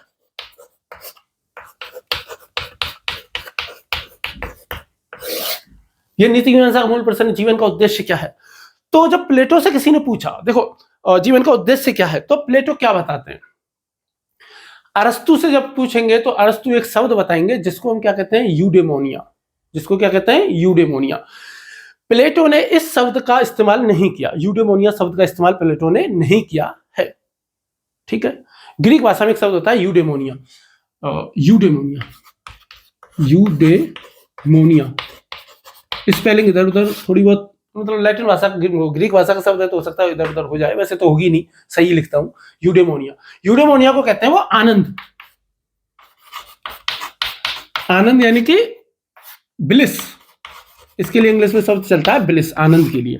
ये बहुत ऊंचे दर्जे के आनंद की बात हो रही है, ये बहुत ऊंचे स्तर का आनंद, ऐसा नॉर्मल आनंद नहीं है ना, ऊंचे स्तर के आनंद की बात होती है। और ये आनंद कैसे मिलता है? ये जब मिलता है व्यक्ति के जीवन में, भाई जीवन का अंतिम उद्देश्य क्या है? आनंद प्राप्त करना, कि भाई जीवन में आनंद आए, बस इसके अलावा कुछ भी नहीं चाहिए। तो भाई कोई पूछता है कि भाई ये आनंद आएगा कैसे, तो प्लेटो क्या कहता है कि ये प्लेटो आनंद कैसे आएगा? शांति से। मतलब शांति नाम की महिला के साथ शादी होने से नहीं आएगा। ठीक है, आजकल तो नई महिलाओं के, नई पीढ़ी में तो मुझे नहीं लगता कि कोई शांति नाम रख रहा होगा। ठीक है, तो आप जो दर्शक हैं, आपको तो वैसे ही शांति नाम की महिला मिल ही नहीं सकती, असंभव बात है। मतलब मिल तो सकती है, असंभव तो क्या है, पर संभावना कमी है। अब कौन रख रहा होगा शांति? अपनी लड़कियों का नाम शांति कौन नहीं रखता है। अब तो मॉडर्न लोग आ गए ना, अब तो ऐसा नाम ढूंढ कर रखते हैं, मोनिया नाम रख दो, अच्छा है, मोनिया नाम तो होता भी होगा, यूडे रख दो, यूडे इंग्लिश नाम माना जाएगा, है ना। चलिए, तो शांति, शांति के बाद क्या चाहिए आपको? स्थिरता। जीवन में क्या चाहिए? स्थिरता चाहिए, शांति चाहिए, और क्या चाहिए? संतुलन चाहिए। जीवन में क्या चाहिए? शांति चाहिए, स्थिरता चाहिए, और क्या चाहिए? संतुलन। जीवन में जब ये तीनों चीजें मिल जाती हैं तो इन तीनों चीजों के मिलने से जीवन में क्या पैदा होता है? आनंद पैदा होता है, जिसको कहते हैं ब्लिस, जो बहुत ऊंचे दर्जे का आनंद है। भाई आप एक ऐसा जीवन जी रहे हो जो एकदम संतुलित है, सामंजस्यपूर्ण है। आपका अपने परिवार के प्रति भी दायित्व निभा रहे हो, आप नौकरी भी अच्छे तरीके से कर रहे हो, आप अपने पैशन के लिए भी समय निकाल पा रहे हो, और आपके पास जो सामान्य जो भौतिक वस्तुएं जो होनी चाहिए वो सामान्य भौतिक वस्तु है। यानी कि कबीरदास जी का कथन है कि साईं इतना दीजिए जामे कुटुंब समाए, मैं भी भूखा ना रहूं साधु ना भूखा जाए। यदि आपके पास इतना है तो आप जो है वो जीवन में अच्छे से जिंदगी जी रहे हो। यदि देखो, भूख तो कभी नहीं खत्म होने वाली। आप ये सोचो कि मेरे पास दुनिया का सबसे महंगा फोन हो तो वो कुछ दिन ही महंगा रहेगा, उसके बाद तो वो सस्ता हो जाएगा। कैसे? क्योंकि उससे दूसरा महंगा फोन लॉन्च हो जाएगा, उससे दूसरा अच्छा महंगा फोन आ जाएगा। आप ये सोचो कि मेरे पास दुनिया में सबसे महंगे वस्त्र हों तो आपसे भी कोई ना कोई अमीर होगा। जैसे दुनिया में सबसे अमीर जो व्यक्ति है ना, वो कुछ ही दिनों तक अमीर रह पाता है, क्योंकि वो लिस्ट में से नंबर 1 की पोजीशन से कुछ ही दिनों में हट जाता है। तो भौतिक वस्तुओं से तो आनंद आएगा नहीं, ये प्लेटो कह रहे हैं। ठीक है, उसके लिए शांति चाहिए, स्थिरता चाहिए और संतुलन चाहिए। जब ये तीनों आ जाएंगी ना, तो ये तीनों आप लाओगे कैसे? जीवन में संतुलन कैसे लेके आओगे? जीवन में शांति कैसे लाओगे? स्थिरता कैसे लेकर के आओगे? क्योंकि आप तो भौतिक वस्तुओं के पीछे भाग रहे हो। आपको तो हमेशा वो मुझे ये चाहिए, ये चाहिए, ये चाहिए। जैसे मैं भी हूँ, तो अरे यार इतने सब्सक्राइबर हो जाएं, इतने व्यूज आ जाएं, इतने लाइक आ जाएं, यार मैं एकदम महान हो जाऊं, लोग मेरी विकास दिव्य कीर्ति की तरह मेरी तारीफ करें, खान सर की तरह मेरी तारीफ करें और मेरा भी नाम हो जाए चारों तरफ। तो ये तो इच्छा खत्म होगी नहीं, ये तो और बढ़ती जाएगी और बढ़ती चली जाएगी। और तो फिर काम कैसे होगा? फिर सद्गुणों का विकास कैसे होगा? तो वो कहते हैं कि ये चीजें यदि किसी को चाहिए ना, तो उसके लिए क्या चाहिए? सद्गुण चाहिए। ये व्यक्ति में तभी आ सकते हैं जब व्यक्ति में क्या होंगे? सद्गुण होंगे, वर्च्यू होंगे। यदि किसी में सद्गुण नहीं है ना, तो उसके जीवन में कभी भी शांति नहीं आ सकती, स्थिरता नहीं आ सकती, संतुलन स्थापित नहीं कर सकता वो। जैसे साहसी होना, संयमी होना, ईमानदार होना, धैर्य वाला व्यक्ति होना, तो वस्तुनिष्ठता वाला व्यक्ति होना और समदर्शी होना, समत्व का भाव रखने वाला, ये सब सद्गुण है ना। ये तो बहुत कठोर अभ्यास से आएंगे, ये तो एक प्रैक्टिस से आएंगे, अभ्यास से आएंगे। तो वो कहते हैं कि जो सद्गुण है, और ये सद्गुणों का विकास कब होगा? ज्ञान से होगा। जब हमारे पास ज्ञान होगा और हमारे पास सद्गुणों का विकास हो जाएगा, तब हमारे जीवन में शांति आएगी, स्थिरता आएगी, संतुलन आएगा। और फिर इससे जीवन में हमें क्या, किसकी प्राप्ति होगी? आनंद की प्राप्ति होगी। जब हम ज्ञान और सद्गुण के साथ जो जीवन बिताते हैं, उसी से हमें क्या मिलता है? सच्चे आनंद की अनुभूति होती है। किसकी अनुभूति होती है? सच्चे आनंद की। देखो, सुख की भी अलग अलग परिभाषा है ना। जैसे एक व्यक्ति को सुख किसमें मिल रहा है? यदि एक व्यक्ति को कोई बहुत ही कॉमेडी वाला वीडियो देखने में सुख मिल रहा है, भाई यूट्यूब पे तरह तरह की वीडियो, एक को बहुत कॉमेडी वाला वीडियो देखने में सुख मिल रहा है, और यदि एक को मेरा वीडियो देखने में सुख मिलता है या किसी दूसरे टीचर का वीडियो देखने में सुख मिल रहा है, तो दोनों सुखों में तो अंतर होगा ना। तो आपके वाला जो सुख है, जो किसी अच्छे कॉन्सेप्ट को समझने का जो सुख है, ये ऊंचे दर्जे का सुख माना जाएगा। जब हम सुखवाद पढ़ेंगे तब हम इसकी चर्चा करेंगे, है ना। एक भाई ने निवेदन भी किया था कि सर सुखवाद की धारणा क्या है, तो मैं बता देता हूँ। सुखवाद पढ़ेंगे ना, थोड़ा विस्तार से मैं बताऊंगा, समझ में आएगा। अभी मैं थोड़ा हल्के से बताऊंगा तो आप समझ नहीं पाएंगे सुख की धारणा क्या है ना। और वो कहते हैं कि जब ये जीवन में ये आ जाता है ना, तो इससे जीवन में क्या आता है? आत्मपूर्णतावाद आता है। इससे जीवन में जो जिस चीज की प्राप्ति होती है ना, उसको हम क्या कहते हैं? आत्मपूर्णता कहते हैं। जब जीवन में शांति, स्थिरता और संतुलन प्राप्त हो जाता है, ज्ञान और सद्गुण मिल जाते हैं, तो जो आनंद की अनुभूति होती है, इसी को ही आत्मपूर्णता कहते हैं। और इसीलिए प्लेटो के दर्शन में माना जाता है कि इन्होंने पहली बार आत्मपूर्णतावाद की बात कही। हालांकि इस बात को प्रमुख तौर पर कौन कहेगा? हीगल कहेगा। और जब हीगल कहेगा तो हीगल के शिष्य जो है फिट्टे और कौन है, शेलिंग और ग्रीन, ये भी कह देंगे। ठीक है, तो ये क्या है कि भाई ये जो संतुलन वाली जो बात है, ये सामंजस्यपूर्ण जीवन की बात है। तो अभी जो मेरा सद्गुण सिद्धांत है वो भी खत्म नहीं हुआ है ना। अभी आप देखोगे, अब सद्गुण सिद्धांत को उन्होंने कि भाई जब मनुष्य में सद्गुण सिद्धांत, सद्गुण आते कैसे हैं, वो मैं आपको बता देता हूं थोड़ा सा इसको मिटा करके, कि सद्गुण अब आते कैसे हैं। सद्गुण कैसे आते हैं? किसी ने पूछा, प्लेटो ने कहा कि भाई ठीक है, प्लेटो से जो लोगों ने कहा कि भाई ठीक है प्लेटो जी, आप कह रहे हो कि भाई जीवन का हमारे अंतिम लक्ष्य है आनंद की प्राप्ति करना, और आनंद हमें कब प्राप्त होगा? जब हमारे जीवन में शांति होगी, स्थिरता होगी और संतुलन होगा। ये कब प्राप्त होगा? जब हमें ज्ञान हो जाएगा और सद्गुण की प्राप्ति हो जाएगी, तब आ जाएगा। और जब ये हमारे जीवन में आ जाएगा तो हम आत्मपूर्ण हो जाएंगे। ठीक है, बहुत अच्छी बात है, लेकिन ये आते कैसे हैं? तो प्लेटो ने क्या कहा? देखो, ये ऐसे आते हैं कि जो मनुष्य की जो आत्मा होती है ना, उसकी उन्होंने आत्मा का एक त्रिखंड सिद्धांत दिया। उन्होंने क्या दिया? आत्मा का त्रिखंड सिद्धांत। वो कहते हैं कि जो हमारी जो आत्मा है ना, इसमें तीन चीजें प्रमुख तौर पे होती हैं। हमारी जो आत्मा है, इसमें तीन चीजें प्रमुख तौर पे होती हैं। तीन सद्गुणों की उन्होंने बात कही कि मनुष्य की जो चेतना है, भाई चेतना मनुष्य की कहां रहेगी? चेतना, चूंकि चेतना का, चेतनता का जो गुण है वो किसी ना किसी चीज में होगा। चूंकि ये भौतिक शरीर में नहीं है, इसलिए लोग क्या मान लेते हैं? आत्मा होगी, सोल होगी, SOUL, सोल होगी, आत्मा होगी। तो आत्मा में उन्होंने कहा कि आत्मा के ना तीन पक्ष होते हैं। जो आत्मा है ना, त्रिखंड, तो आत्मा के तीन खंड बताए, पक्ष बताए, स्तर बताए, जो भी आप मानना चाहो, चेतना के स्तर। सबसे पहला है विवेक, जिसको क्या कहा? रीजन नाम दिया। सबसे पहला उन्होंने क्या बताया कि एक होता है विवेक आत्मा में। दूसरी चीज जो विवेक में, आत्मा में होती है, उसको कहते हैं भावना, और इसको आप कह सकते हो स्पिरिट। इसको आप क्या कह सकते हो? स्पिरिट। स्पिरिट को बहुत सारी जगह आत्मा के शब्द में यूज में भी लेते हैं। और तीसरी चीज उन्होंने बताई वो होती है वासना।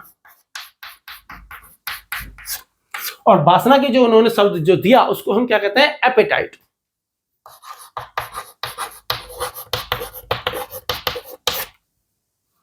तो विवेक हो गई, भावना हो गई, वासना हो गई, तीन चीजें उन्होंने बताई कि आत्मा में ये तीन चीजें होती हैं कि एक तो क्या है, दिमाग हो गया, विवेक हो गया। अब विवेक भी दो तरीके का हो सकता है ना, एक विवेक है गलत काम करने का और एक विवेक है बहुत शानदार उच्च स्तर का, एक निम्न स्तर का। ऐसे ही जो भावना है, स्पिरिट है आपकी, वो एक उच्च स्तर की हो सकती है, एक निम्न स्तर की हो सकती है, और जो वासना है वो आपकी उच्च स्तर की हो सकती है और निम्न स्तर की हो सकती है। जब क्या होगा, जब ये तीनों अपने उचित तरीके से काम करती है, जब ये अपने उच्च स्तर पर चली जाती है और जब ये उच्च स्तर पर जाकर के जब ये काम करती हैं, तो इनमें एक सामंजस्य स्थापित हो जाता है। और जब इनमें तीनों में जब एक सामंजस्य स्थापित हो जाता है, तो इन तीनों के जब व्यक्ति की आत्मा में ये तीनों आ जाते हैं ना, तो इन तीनों से व्यक्ति कैसा हो जाता है, व्यक्ति में एक नए सद्गुण का विकास होता है। और सद्गुण को क्या कहते हैं, न्याय का सद्गुण आ जाता है। तो उस व्यक्ति में कैसा, कौन सा सद्गुण आ जाता है, न्याय का सद्गुण आ जाता है। देखो विवेक है, विवेक में एक तो व्यक्ति अज्ञानी हो सकता है, दूसरा कैसे हो सकता है, ज्ञानी हो सकता है। भाई वो ज्ञान के सबसे अच्छे स्तर पे पहुंच चुका है, जहां वो एकदम चीजों को स्पष्ट देख सकता है, समझ सकता है, जान सकता है। भावना है, भावना के स्तर पे वो ये चीजों को समझ सकता है, चीजों को जान सकता है, ठीक है। और उसमें क्या हो गया कि अब उसमें साहस की, ये अपने अच्छे स्तर पे जब ये जाता है तो इसको हम क्या कहते हैं, साहस कह देते हैं। और वासना जब अपने अच्छे स्तर पे जाती है तो इससे क्या पैदा हो जाता है, व्यक्ति में संयम पैदा होता है। भाई वासना है ना, एपेटाइट, इच्छाएं हैं, लालसाएं हैं, तो इससे क्या होता है, संयम पैदा हो जाता है व्यक्ति में। जब व्यक्ति में ज्ञान होगा, साहस होगा और संयम होगा, जब ये तीन सद्गुण व्यक्ति में आ जाते हैं, तो इन तीन सद्गुणों के मिलने से व्यक्ति में एक मूल सद्गुण आता है, एक ओरिजिनल सद्गुण आता है, और सद्गुण को कहते हैं न्याय का सद्गुण। उसको क्या कहते हैं, उस सद्गुण को न्याय का सद्गुण कहते हैं। ऐसा व्यक्ति जो रहेगा ना, वो व्यक्ति हमेशा ही क्या करेगा, विवेकपूर्ण आचरण करेगा। हर परिस्थिति में किससे काम लेगा, विवेक से काम लेगा। हर परिस्थिति में विवेक से, यानी कि इसका इस्तेमाल करेगा। दूसरा, उसके बाद में उसका कौन सा गुण का विकास हो जाएगा, वो साहसी हो जाएगा। उसको पता है कि भाई सत्य के पक्ष में खड़ा होना है कि नहीं, यहाँ कहां पर कौन सी बात बोलनी है और नहीं बोलनी है, तो वो वाली बात, साहस आ जाएगा। किस चीज के लिए खड़ा होना है, किस चीज के लिए नहीं खड़ा होना, वो उसके समझ में आ जाएगा कि भाई कौन सी चीज बर्बरता कहलाती है और कौन सी चीज साहस कहलाएगी, ये समझ में आ जाएगा। तो वो क्या आ जाएगा, साहस का गुण पैदा हो जाएगा। और ऐसा व्यक्ति बहुत ही ज्यादा संयमी हो जाएगा कि भाई, जब सुकरात है ना, सुकरात में क्या है कि सबसे सुंदर महिला, यूनान की सबसे सुंदर महिला प्रेम का प्रस्ताव दे रही है और सुकरात मना कर रहा है। ऐसा व्यक्ति मना कर रहा है जो शकल से ना मेरे जैसा है, मतलब क्रूप है, और वो सबसे ज्यादा सुंदर महिला, यूनान की सबसे सुंदर महिला को मना कर रहा है। जैसे मान लो कल को मेरे को ऐश्वर्या राय मान लो प्रपोज करे और मैं मना कर दूं, इतना संयमी। जैसे आपको ऐश्वर्या राय प्रपोज करे, ऐश्वर्या राय की यदि आपको लगता है कि काफी उम्र हो गई है, तो कोई और मान लो जो आपके हिसाब से जो बहुत ज्यादा सुंदर हो, वो आपको प्रपोज करे और आप मना कर दो, क्योंकि आप संयमी हो। संयम का गुण आप में पैदा हो गया। आप साहस का गुण आप में पैदा हो गया कि भाई आपको लगता है कि बहुत सारे लोग आपसे नाराज हो जाएंगे, लेकिन ये आपने कहा कि नहीं, जो सच है वो सच है, जो सच है वो तो मैं बोलूंगा, वो तो मैं कहूंगा, यदि आवश्यकता है बोलने की, कहने की। मौन रह जाना भी बहुत बड़ा साहस होता है, ये बात ध्यान रखना। कई सारी परिस्थितियों में चुप रह जाना भी बहुत बड़े साहस का काम होता है।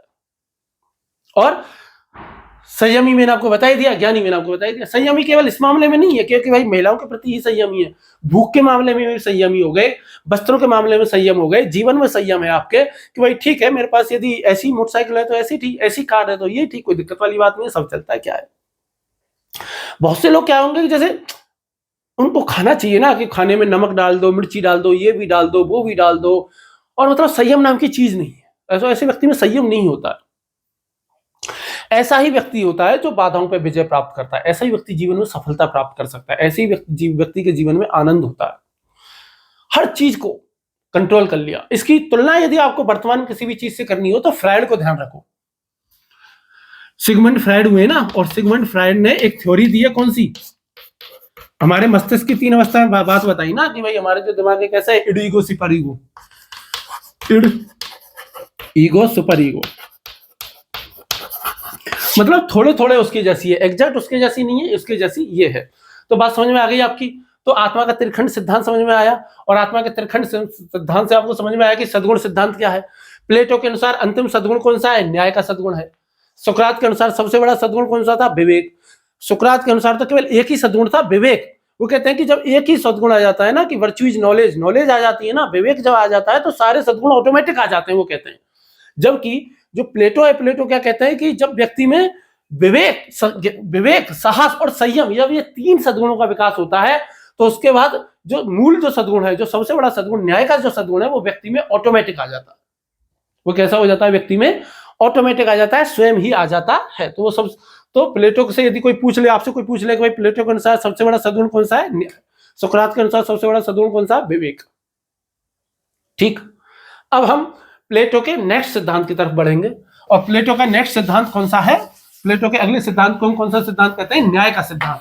प्लेटो का सबसे महत्वपूर्ण कॉन्सेप्ट है, इस पर कभी भी प्रश्न जो है वो पूछा जा सकता है।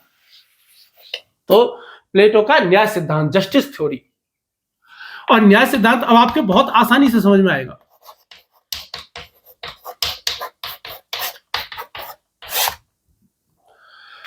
प्लेटो ने एक कथन दिया था, बहुत ही फेमस कथन है। ये जो न्याय सिद्धांत है ना, इनकी दी रिपब्लिक पुस्तक में है।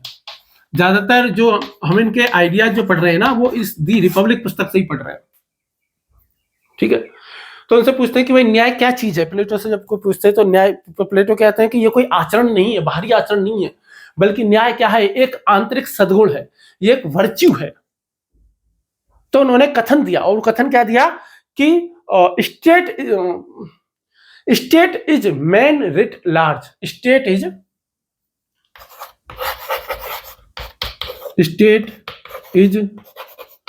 मैन रिट लार्ज, यानी कि राज्य व्यक्ति का बृहद रूप है। राज्य व्यक्ति का बृहद रूप है।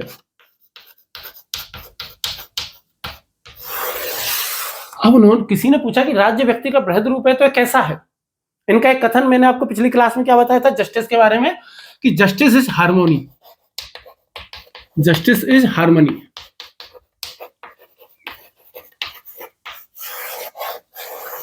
अब उस कथन को देखेंगे हम यहाँ पे कैसे ये बताते हैं ना। अभी हमने क्या पढ़ा कि भाई मानव में जो विवेक होता, मानव में जो आत्मा होती है, मानव जो चेतना होती है, उसके तीन भाग होते हैं। और मानव चेतना के कौन कौन से तीन भाग होते हैं? अभी हमने क्या पढ़ा था व्यक्ति में, कि एक तो क्या होता है? विवेक, दूसरी होती है भावना, और तीसरी क्या होती है? वासना। ठीक, वो कहते हैं उसी प्रकार जिस प्रकार व्यक्ति में ये तीन चीजें होती हैं। अब चूंकि व्यक्ति का ही बृहद रूप क्या है? राज्य है, स्टेट है, तो बोले स्टेट में भी ये तीनों गुण होते हैं। तो क्या, तो प्लेटो अब यहां से किसका सिद्धांत देंगे? जैसे हमारे यहाँ क्या थी? वर्ण व्यवस्था थी प्राचीन भारत में। वर्तमान में वर्ण व्यवस्था नहीं है, वर्तमान में भारत में जाति व्यवस्था है, वर्ण व्यवस्था है नहीं। वर्ण व्यवस्था भारत में तभी तक थी जब तक ये कर्म मूलक थी। जैसे ये जन्म मूलक हो गई, वैसे ये वर्ण व्यवस्था ना होकर के जाति व्यवस्था रह गई। ठीक, तो जब जन्म से जब कर्म से जब वर्ण व्यवस्था थी, दुनिया की सबसे अच्छी व्यवस्थाओं में से एक क्या है? कर्म से वर्ण व्यवस्था का होना। आप देखोगे तो आज भी कर्म से ही वर्ण व्यवस्था चल रही है ना। जो अच्छा पढ़ा रहे हैं, जो शिक्षक हैं, तो वो उच्च वर्ग मान लो उनको, और जो हेल्पर का काम कर रहे हैं वो निम्न वर्ग मान लो, बीच के दूसरे और वर्ग मान लो अलग अलग। तो इस टाइप से, तो ये क्या कहते हैं? तीन वर्गों की बात करते हैं। जैसे कि ये कहते हैं कि एक व्यक्ति में विवेक होता है, भावना होती है, वासना होती है। ऐसे ही वो क्या कहना है कि प्रत्येक राज्य में एक राजा होता है, राजा कह लो या प्रशासक कह लो। एक कौन होता है? एक सैनिक होता है, और एक क्या होता है? व्यापारी होता है। तो राजा में किसका गुण होना चाहिए? विवेक का गुण होना चाहिए। राजा कैसा होना चाहिए? ज्ञानी। यहीं से प्लेटो की कौन सी अवधारणा आती है? दार्शनिक किंग, फिलोसफर राजा की, दार्शनिक राजा की अवधारणा आती है। यहीं से कौन सी अवधारणा पैदा होती है? प्लेटो की दार्शनिक राजा की अवधारणा यहीं से पैदा होती है, कि वो कहते हैं कि जो राजा है, जो प्रशासन है, जो प्रशासक है, उसको कैसा होना चाहिए? ज्ञानी। उसको विवेकशील होना चाहिए, और विवेक का मतलब है ज्ञानी होना चाहिए। इसलिए वो कहते हैं कि वो दार्शनिक राजा होना चाहिए। राजा को कैसा होना चाहिए? दार्शनिक। जब उनसे पूछा कि भाई सैनिक कैसा होना चाहिए भावना के स्तर पर, तो कहते हैं कि सैनिक को होना चाहिए साहसी। बर्बर नहीं होना चाहिए, बर्बर सैनिक नहीं हो सकता। दुनिया का यदि कोई बर्बरता कर रहा है तो वो सैनिक नहीं है। वो तो क्या है, वो तो मानव ही नहीं है, वो तो जानवर है। मुझे लगता है जानवर से भी गया गुजरा है, जानवर भी बराबर नहीं होते, वो जानवरों से भी गया गुजरा है, मतलब बहुत बहुत घटिया क्वालिटी का वो व्यक्ति है, उससे घटिया क्वालिटी का व्यक्ति हो ही नहीं सकता, ऐसे है। तो सैनिक साहसी है। यदि सैनिक बर्बरता कर रहा है तो वो सैनिक नहीं रह जाएगा, फिर वो तो इंसान ही नहीं रह जाएगा। और तीसरा क्या है, व्यापारी। व्यापारी कैसा होना चाहिए, संयमी। संयमी का मतलब क्या है, व्यापारी ऐसा नहीं कि लालच है और लालच में आकर के क्या कर दी, नकली शराब बना दी, लोगों को बांट दी, लोग मर गए। व्यापारी को कैसा होना चाहिए कि ऐसा नहीं होना चाहिए कि भाई सबको कुछ लालच दिया, सबकी जमीनों के कागज ले लिए, सबकी जमीन हड़प ली। व्यापारी वैसा नहीं होना चाहिए जैसा कि हैदराबाद में था और जंगल को हड़प लिया था और जंगल में कितने सारे जानवरों का घर छीन लिया। उसको संयमी होना चाहिए, लालची नहीं होना चाहिए। तो वो क्या कहते हैं कि जब ये तीन गुण यदि किसी राज्य में होंगे, वो कहते हैं कि राज्य के तीन सबसे विशेष वर्ग होते हैं। तीन राज्य के तीन वर्ग होते हैं। राज्य के पहला वर्ग है राजा या प्रशासक वर्ग, दूसरा सैनिक वर्ग और तीसरा व्यापारी वर्ग।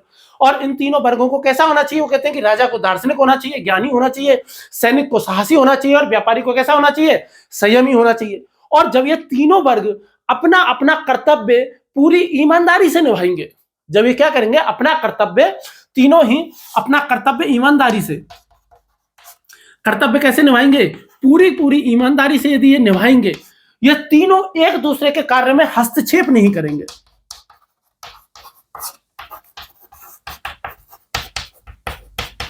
भाई जैसे व्यापारी है, व्यापारी ऐसा नहीं कि भाई पार्टी फंड में पैसे दे दिए और जमीन हड़प ली। यदि ऐसा व्यापारी होगा तो भाई वहां पे क्या नहीं हो सकता, न्याय नहीं हो सकता उस राज्य में।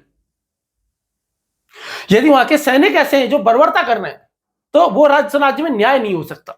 जैसे पाकिस्तान में आप देखते हो, पाकिस्तान में न्याय आपको दिखता है, बांग्लादेश में न्याय आपको दिखता है। जितने भी कट्टर जो देश हैं, जहां किसी एक धर्म विशेष का शासन है और यदि वहां कट्टरता है तो वहां आपको न्याय दिखेगा, न्याय नहीं दिखेगा। क्योंकि ना तो वहां का राजा दार्शनिक है, ना ही वहां के सैनिक साहसी हैं और ना ही वहां के व्यापारी कैसे हैं, संयमी है। ये तीनों ही गुण नहीं है और ये तीनों ही गुण नहीं है तो न्याय होगा ही नहीं। और फिर उस ऐसी सिचुएशन में थ्रेसिमेकस का जो कथन है वो शक्तिशाली हो जाएगा, वो इंपॉर्टेंट हो जाएगा। जब वो कहेगा, थ्रेसिमेकस क्या कहेगा कि शक्तिशाली का हित ही न्याय है।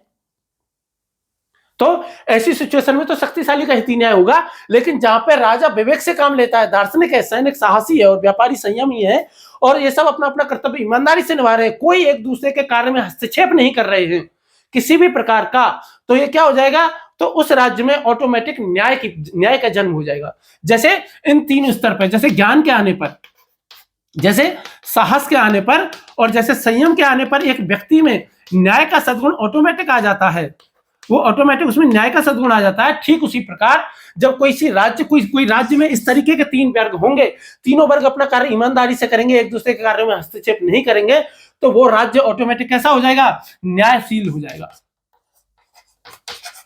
उस राज्य में ऑटोमेटिक क्या आ जाएगा, जस्टिस आ जाएगा। और इसीलिए जस्टिस, ये प्लेटो कहते हैं जस्टिस इज हार्मनी। हार्मनी का मतलब सामंजस्य, कि सब अपना अपना काम कर रहे हैं पूरी ईमानदारी से, किसी को किसी से कोई लेना देना ही नहीं है, हस्तक्षेप नहीं कर रहे। जैसे पाकिस्तान में क्या है, सैनिक हमेशा हस्तक्षेप करता है। वहां तो जो प्रधानमंत्री है, अब तक मेरे ख्याल से शायद 30-32 प्रधानमंत्री बन चुके हैं पाकिस्तान में अब तक, आजादी से लेकर अब तक 30-32। और वहां पे जो कोई सैनिक है और वो भी साहसी नहीं है, वो भी बर्बर है।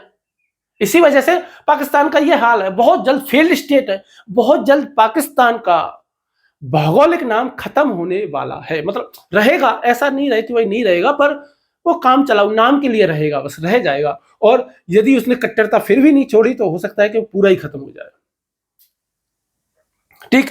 और वहां के व्यापारी संयमी नहीं है, क्योंकि वहां की सैनिक ही व्यापारी का काम कर रहे हैं, तो वहां पे राजा है ही नहीं, ना वहां राजा दार्शनिक है। दार्शनिक ज्ञानी तो छोड़ो, मूर्खों का शासन है। और जब मूर्खों का शासन होगा वहां न्याय होगा क्या, वहां न्याय नहीं हो सकता। इस अन्याय ही होता है। जबकि भारत देश के बारे में क्या कहते हैं कि भाई, भारत के बारे में क्या कहते हैं कि हम लाए हैं तूफान से कश्ती निकाल के, मेरे देश के बच्चों इसे रखना संभाल के। तो बेसिकली हम कितने तूफानों से, कितनी मुसीबतों से झेल करके आए हैं। आज तक हमारे यहाँ ऐसा नहीं हुआ कि भाई कोई भी पार्टी जीती हो तो दूसरी पार्टी ने कहीं पे आगजनी कर दी हो, तोड़फोड़ कर दी हो, चुनावों को मानने से इनकार कर दिया हो। ये क्यों, ऐसा क्यों हो रहा है? क्योंकि भारत की जो जनता है, आम पब्लिक है, भारत की जनता में सद्गुणों का विकास हो चुका है। ठीक है, छोटी मोटी बुराइयां तो होती है ना, बहुत सारे लोगों में बुराइयां होती हैं। जैसे हमारे यहाँ कुछ लोग ऐसे हैं जो संयमी नहीं होंगे, साहसी नहीं होंगे, ज्ञानी नहीं होंगे, लेकिन फिर भी वो बर्बरता के स्तर पे नहीं है, बिल्कुल भी। पर वो इतनी मूर्खता के स्तर पे नहीं है कि चलो भाई मैं अपने आप को मार देता हूँ, फट जाता हूँ, बम लगा के फट जाता हूँ, 50 लोगों को मार दूंगा, मेरे को मजा ही आ जाएगा। ऐसा कोई नहीं करेगा, और ऐसा ब्रेन वॉश कोई कर भी नहीं पाएगा। क्यों नहीं कर पाएगा? क्योंकि भारत में क्या है, सद्गुण है, ज्ञान है, सब पढ़ाई लिखाई करते हैं, अच्छे से पढ़ते हैं। कुछ मूर्ख तो रहेंगे ना दुनिया में भाई। ये जो मैक्लोस्की की हमने एक पुस्तक पढ़ी थी, द साइकोलॉजी ऑफ एटीट्यूड, हमने टॉपिक पढ़ा था, जिसमें हमने क्या पढ़ा था, ये पढ़ा था कि भाई जो व्यक्ति जो होते हैं ना, जितना कट्टर व्यक्ति होगा उसका आईक्यू लेवल उतना ही कम होगा, और जितना आईक्यू लेवल कम होगा उसको कट्टर बनाना उतना ही आसान होगा। लेकिन क्या आईक्यू को बेहतर किया जा सकता है? कि कुछ हद तक बेहतर किया जा सकता है। और कैसे किया जा सकता है? पढ़ाई लिखाई करके, अच्छे वातावरण से। जैसे बांग्लादेश ऐसा देश है जिसने, मतलब जिस व्यक्ति ने उनको आजादी दिलाई, ठीक है, जिसको वो क्या कहते थे, बंगबंधु कहते थे जिस व्यक्ति को, ठीक है, क्या नाम है उनका, मैं भूल रहा हूं यार, ठीक है, उसकी मूर्ति तोड़ दी। उनकी क्या कर दी? मूर्ति ही तोड़ दी। उन्होंने संसद भवन को लूट लिया, और जाने क्या क्या, प्रधानमंत्री आवास को लूट लिया, जाने क्या क्या उन्होंने किया। मतलब ऐसे लोगों को आप क्या कहोगे? बर्बर ही कहोगे ना। ऐसे लोगों को इंसान ही नहीं कह सकते आप, बर्बर कहोगे। और बर्बर क्यों क्यों हो गए? क्योंकि बाकी प्रजा में, आम लोगों में वो गुण ही नहीं है। उन्होंने पुस्तकों से कभी वास्ता ही नहीं पाला, पुस्तकें कभी देखी ही नहीं कि पुस्तकें क्या होती है। वो तो पुस्तकों को देखते ही आग लगाते हैं, पुस्तकों को देखते ही चिढ़ते हैं। तो ऐसे व्यक्ति तो क्या होगा? महामूर्ख ही होगा ना, जो कहेगा कि नहीं यही किताब सही है, और वो किताब भी कभी पढ़ी नहीं है, और दूसरी सारी किताबों को जला रहा है। इससे बड़ा मूर्ख कौन हो सकता है दुनिया में? तो इसीलिए वो सब आसपास के जितने भी देश आप ज्यादातर देखोगे, वो सब के सब फेल्ड स्टेट हैं, खत्म होने की, नीचे पतन की तरफ जा रहे हैं। और जो कि वही हमारा जो देश है वो क्या कहां जा रहा है? उच्चता की तरफ जा रहा है। बहुत जल्द भारत विकसित देशों की श्रेणी में आने वाला है, बहुत जल्द आएगा। ठीक है, तो ये किस वजह से हो रहा है? इन सब गुणों की वजह से ही हो रहा है। अब देखो, राजा है ना भाई, सैनिक है, वो क्रोध के वशीभूत होकर के बर्बर हो सकते हैं। व्यापारी संयमी की जगह लालची हो सकते हैं कि ज्यादा से ज्यादा पैसे कमा लूं मैं, तो यार मेरे तो दुबई में महल हो जाए, और लंदन में हो जाए, यहाँ हो जाए। अरे भारत में एम्पायर खड़ा करो ना। तो दूसरे लोगों के कार्यों में हस्तक्षेप ना करना ही क्या है? न्याय है। और इसी को ही जो क्या कहते हैं, ये जो अरस्तु है, ये क्या कहता है, ये मिटा दूं मैं। इसी को ही अरस्तु क्या कहता है कि भाई नैतिक स्वास्थ्य कहता है। न्याय ही नैतिक स्वास्थ्य है, न्याय ही नैतिक स्वास्थ्य है, मोरल हेल्थ।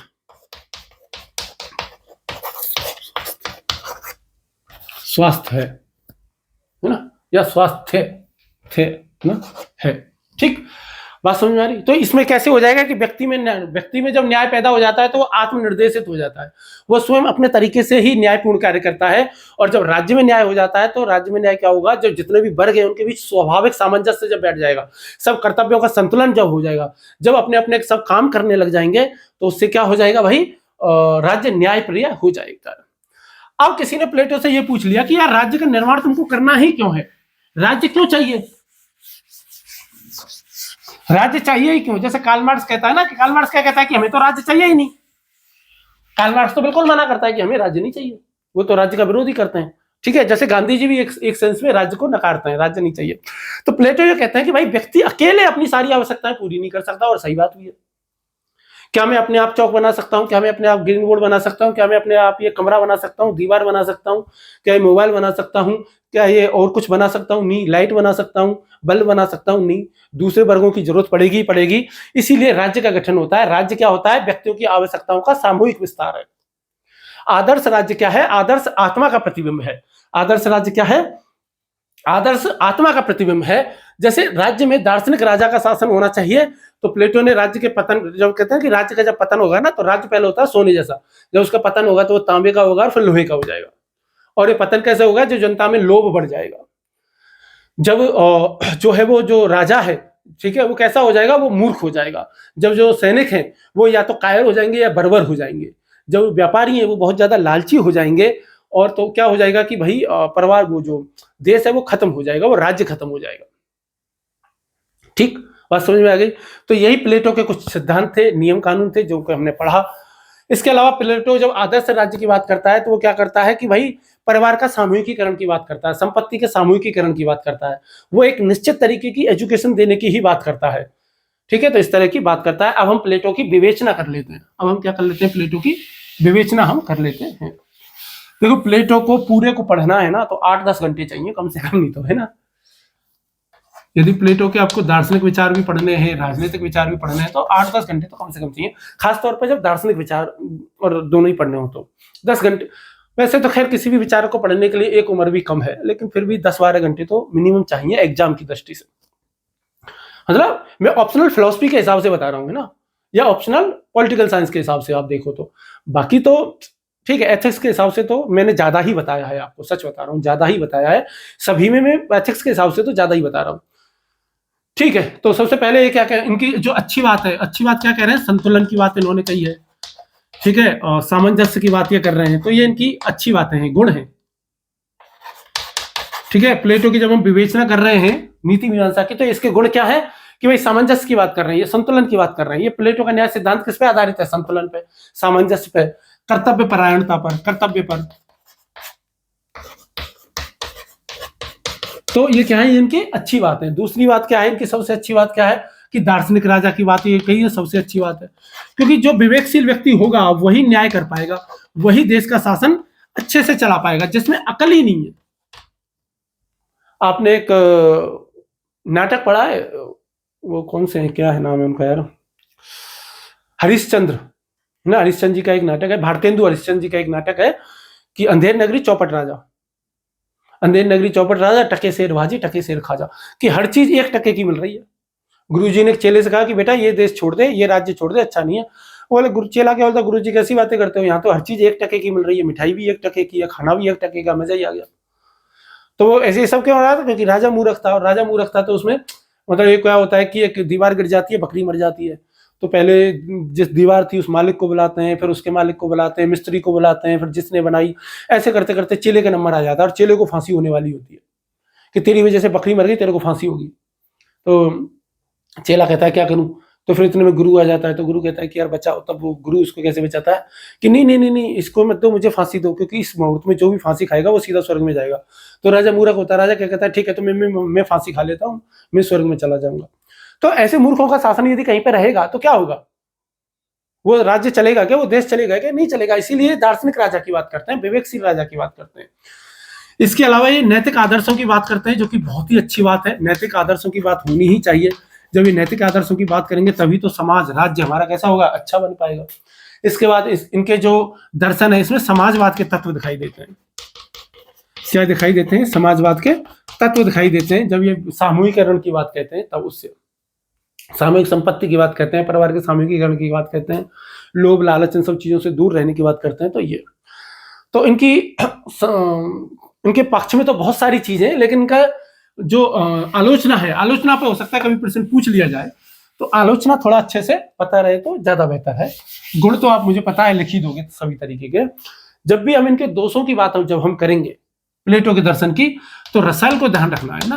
बर्ट्रैंड रसेल के एक कथन को याद रखना, जो कि बहुत ही अच्छा कथन है। वो कहते हैं कि प्लेटो के दर्शन में गहरी अंतर्निहित तानाशाही प्रवृत्ति है, हालांकि उनका इरादा उच्च आदर्शों का था। यानी कि बर्ट्रैंड रसेल ये कहना चाहते हैं कि प्लेटो की तानाशाही प्रवृत्ति है। उनके खाली शॉर्ट में लिख देता हूं कि क्या है, प्लेटो की तानाशाही प्रवृत्ति है, तानाशाही प्रवृत्ति है। यानी कि वो कहते हैं कि प्लेटो के दर्शन में तानाशाही के बीज दिखाई देते हैं। ठीक, इसके अलावा एक और आलोचना इनकी करती हो तो दूसरी आलोचना क्या है, मतलब वास्तविकता से दूर है। सबसे बड़ी आलोचना क्या है, क्योंकि परलोक में ज्यादातर ध्यान है तो वास्तविकता से दूर हो जाता है, इसलिए इनका दर्शन कैसा हो जाता है, वास्तविकता से दूर हो जाता है। इसके लिए इनके समाज में, इनके विचारों में राजनीतिक भिन्नताएं दिखाई देंगी, सामाजिक भिन्नताएं दिखाई देंगी। ये व्यक्तिगत स्वतंत्रता को दबाने की बात कहते हैं। ये क्या कहते हैं कि सभी को एक जैसी शिक्षा दो, दार्शनिक राजा हो, सब अपना अपना काम करो, सबको निश्चित काम होना चाहिए। तो व्यवहारिक दृष्टिकोण से क्या लगता है, दूर की पौड़ी जैसा लगता है। और दूसरी बात क्या है कि स्त्रियों और दासों के प्रति भेदभाव दिखता है, स्त्रियों व दासों के प्रति भेदभाव। मैंने आपको पहले ही बताया कि इन्होंने 4 चीजों के लिए धन्यवाद कहा कि मुझे दास नहीं बनाया, स्त्री नहीं बनाया। तो उस तरीके से तो इसके लिए क्या कहते हैं, थैंक यू बोलते हैं। और जब थैंक यू बोलते हैं तो उससे पता चलता है। इसके अलावा भी इन्होंने स्त्रियों के बारे में और भी काफी सारी, और दासों के बारे में काफी सारी बातें कही है, जिनसे पता चलता है कि इनमें क्या है, भेदभाव है। जैसे इससे समानता की कमी दिखाई देती है। वो कहते हैं कि स्त्रियों में उतना मस्तिष्क नहीं होता जितना मनुष्य में जो बुद्धि होती है, ऐसे ही दासों के बारे में कहते हैं। इसके अलावा जब ये दार्शनिकों के शासन की बात कहते हैं तो ये एक पक्ष की बात कहते हैं कि केवल दार्शनिकों के शासन से कैसे बात चलेगी, दार्शनिकों के अलावा बाकी कोई शासन राजा नहीं बनेगा, तो इसका मतलब ये तो तानाशाही हो गई, हमेशा एक ही व्यक्ति राजा बनेगा, एक ही व्यक्ति शासन करेगा। तो दार्शनिकों का शासन की जब ये बात करते हैं तो इसके अलावा, ठीक। और ये क्या इसकी बात करते हैं, सामूहिकता पर अत्यधिक जोर देते हैं। और सामूहिकता पर अत्यधिक जोर देने से क्या होता है, व्यक्तिगत स्वतंत्रता का हनन होता है। सामूहिकता पर जोर, अत्यधिक जोर देते हैं तो उससे क्या होता है, जो व्यक्तिगत स्वतंत्रता है ना, उसका क्या होता है, हनन होता है। ठीक। एक और एक बहुत महान विचारक हुए जिनका नाम है कार्ल पॉपर। कार्ल पॉपर, इन्होंने एक कथन लिखा है कि मानवता के दो शत्रु हुए। इन्होंने क्या कहा है कि मानवता के दो शत्रु हैं, मार्क्स और प्लेटो। कि ये क्या कहते हैं कि मानवता के दो शत्रु हैं, मानवता के दो शत्रु हैं, मार्क्स और प्लेटो। तो किसी ने पूछा कि भाई प्लेटो कैसे है, ये बताओ। मार्क्स तो ठीक है, मार्क्स तो मार्क्स आएगा जब पढ़ लेंगे। प्लेटो कैसे है कि भाई देखो, मार्क्स और प्लेटो दोनों ही किसकी बात कर रहे हैं, आदर्श समाज की बात कर रहे हैं। और आदर्श समाज में व्यक्तिगत स्वतंत्रता खत्म हो जाती है, ये व्यक्तिगत स्वतंत्रता की बात करते हैं। प्लेटो जब आदर्श राज, आइडियल स्टेट की बात करता है, मार्क्स वर्गविहीन समाज की बात जब हम करता है, तो दोनों में ही किसका हनन हो जाता है, व्यक्तिगत स्वतंत्रता का हनन हो जाता है। व्यक्ति के लिए आजादी बिल्कुल नहीं मिलती है, एक इंडिविजुअल के लिए। और जब इस तरह की नहीं होती है तो इनको क्या कहते हैं कि ओपन सोसाइटी के दुश्मन इनको कहा है। ओपन सोसाइटी के दुश्मन ये एक तरीके से दोनों बन जाते हैं, क्योंकि तानाशाही है ना। और इसीलिए प्लेटो को क्या कहते हैं, फर्स्ट टोटलिटेरियन थिंकर, यानी कि प्रथम अधिनायकवादी विचारक। इसीलिए मार्क्स को और प्लेटो को क्या कहते थे, प्रथम तानाशाही विचारक या अधिनायकवादी विचारक। तो ये इनकी क्या है, आलोचना है। और यही प्लेटो के बारे में सब कुछ है। प्लेटो की और भी कई सारे कुछ विचार हैं, जैसे प्लेटो का एक रूपक सिद्धांत और है गुफा का, एलिजी वाला, वो भी और भी कुछ है जो कि एथिक्स में इंपॉर्टेंट नहीं है लेकिन फिलॉसफी में बहुत इंपॉर्टेंट होते हैं। तो ठीक है भाई, जो भी जैसा भी आपको अच्छा लग रहा है तो प्लीज़ बताइए भाई, प्लीज़ रिक्वेस्ट है आपसे। अच्छा लग रहा है तो प्लीज़ कमेंट सेक्शन में ज़रूर बताइए। जो भी कुछ पढ़ना चाहते हैं तो प्लीज़ बताइए। यदि आपकी ऑप्शनल फिलॉसफी पढ़ने की यदि आप लोगों की इच्छा है तो प्लीज़ कमेंट बॉक्स में बताइए। हम ऑप्शनल फिलॉसफी, वैकल्पिक जो दर्शन शास्त्र है उसकी क्लासेज भी आवश्यक रूप से शुरू कर सकते हैं, बिल्कुल शुरू कर सकते हैं। और प्यार करते रहिए प्लीज़, रिक्वेस्ट है आप सब लोगों से इसी तरीके से। और ठीक है, अच्छा लग रहा है तो प्लीज़ सपोर्ट तो आप कर ही सकते हो, है ना। तो प्लीज़ थोड़ा बहुत सपोर्ट कर दोगे तो ठीक है। आप कह रहे थे कि भाई डिजिटल बोर्ड पे पढ़ाओ सर, इस बोर्ड पे पढ़ाने में मज़ा नहीं आता, तो डिजिटल बोर्ड पे पढ़ा देंगे, पर थोड़ा बजट का अभाव है। तो यदि आप सब सहयोग करेंगे तो पॉसिबल है ना। चलिए ठीक है, फिर अच्छा लग रहा है तो। पहले पुराने ज़माने में क्या होता था, जो टीचर होते थे ना, उनको कोई पैसे वैसे सैलरी वगैरह नहीं मिलती थी, वो घर घर जाते थे, भिक्षामदेही करते थे। ठीक है, तो मेरे को, मैं जो अभी जो कह रहा था, मेरे को ऐसा लग रहा था जैसे मैं भी यही कह रहा हूँ, भिक्षामदेही। ठीक है, चलो कोई बात नहीं है, तो जैसा आपकी इच्छा हो। ठीक है, चलिए फिर नेक्स्ट क्लास में मिलते हैं, तो तक के लिए धन्यवाद, नमस्कार। नमस्कार।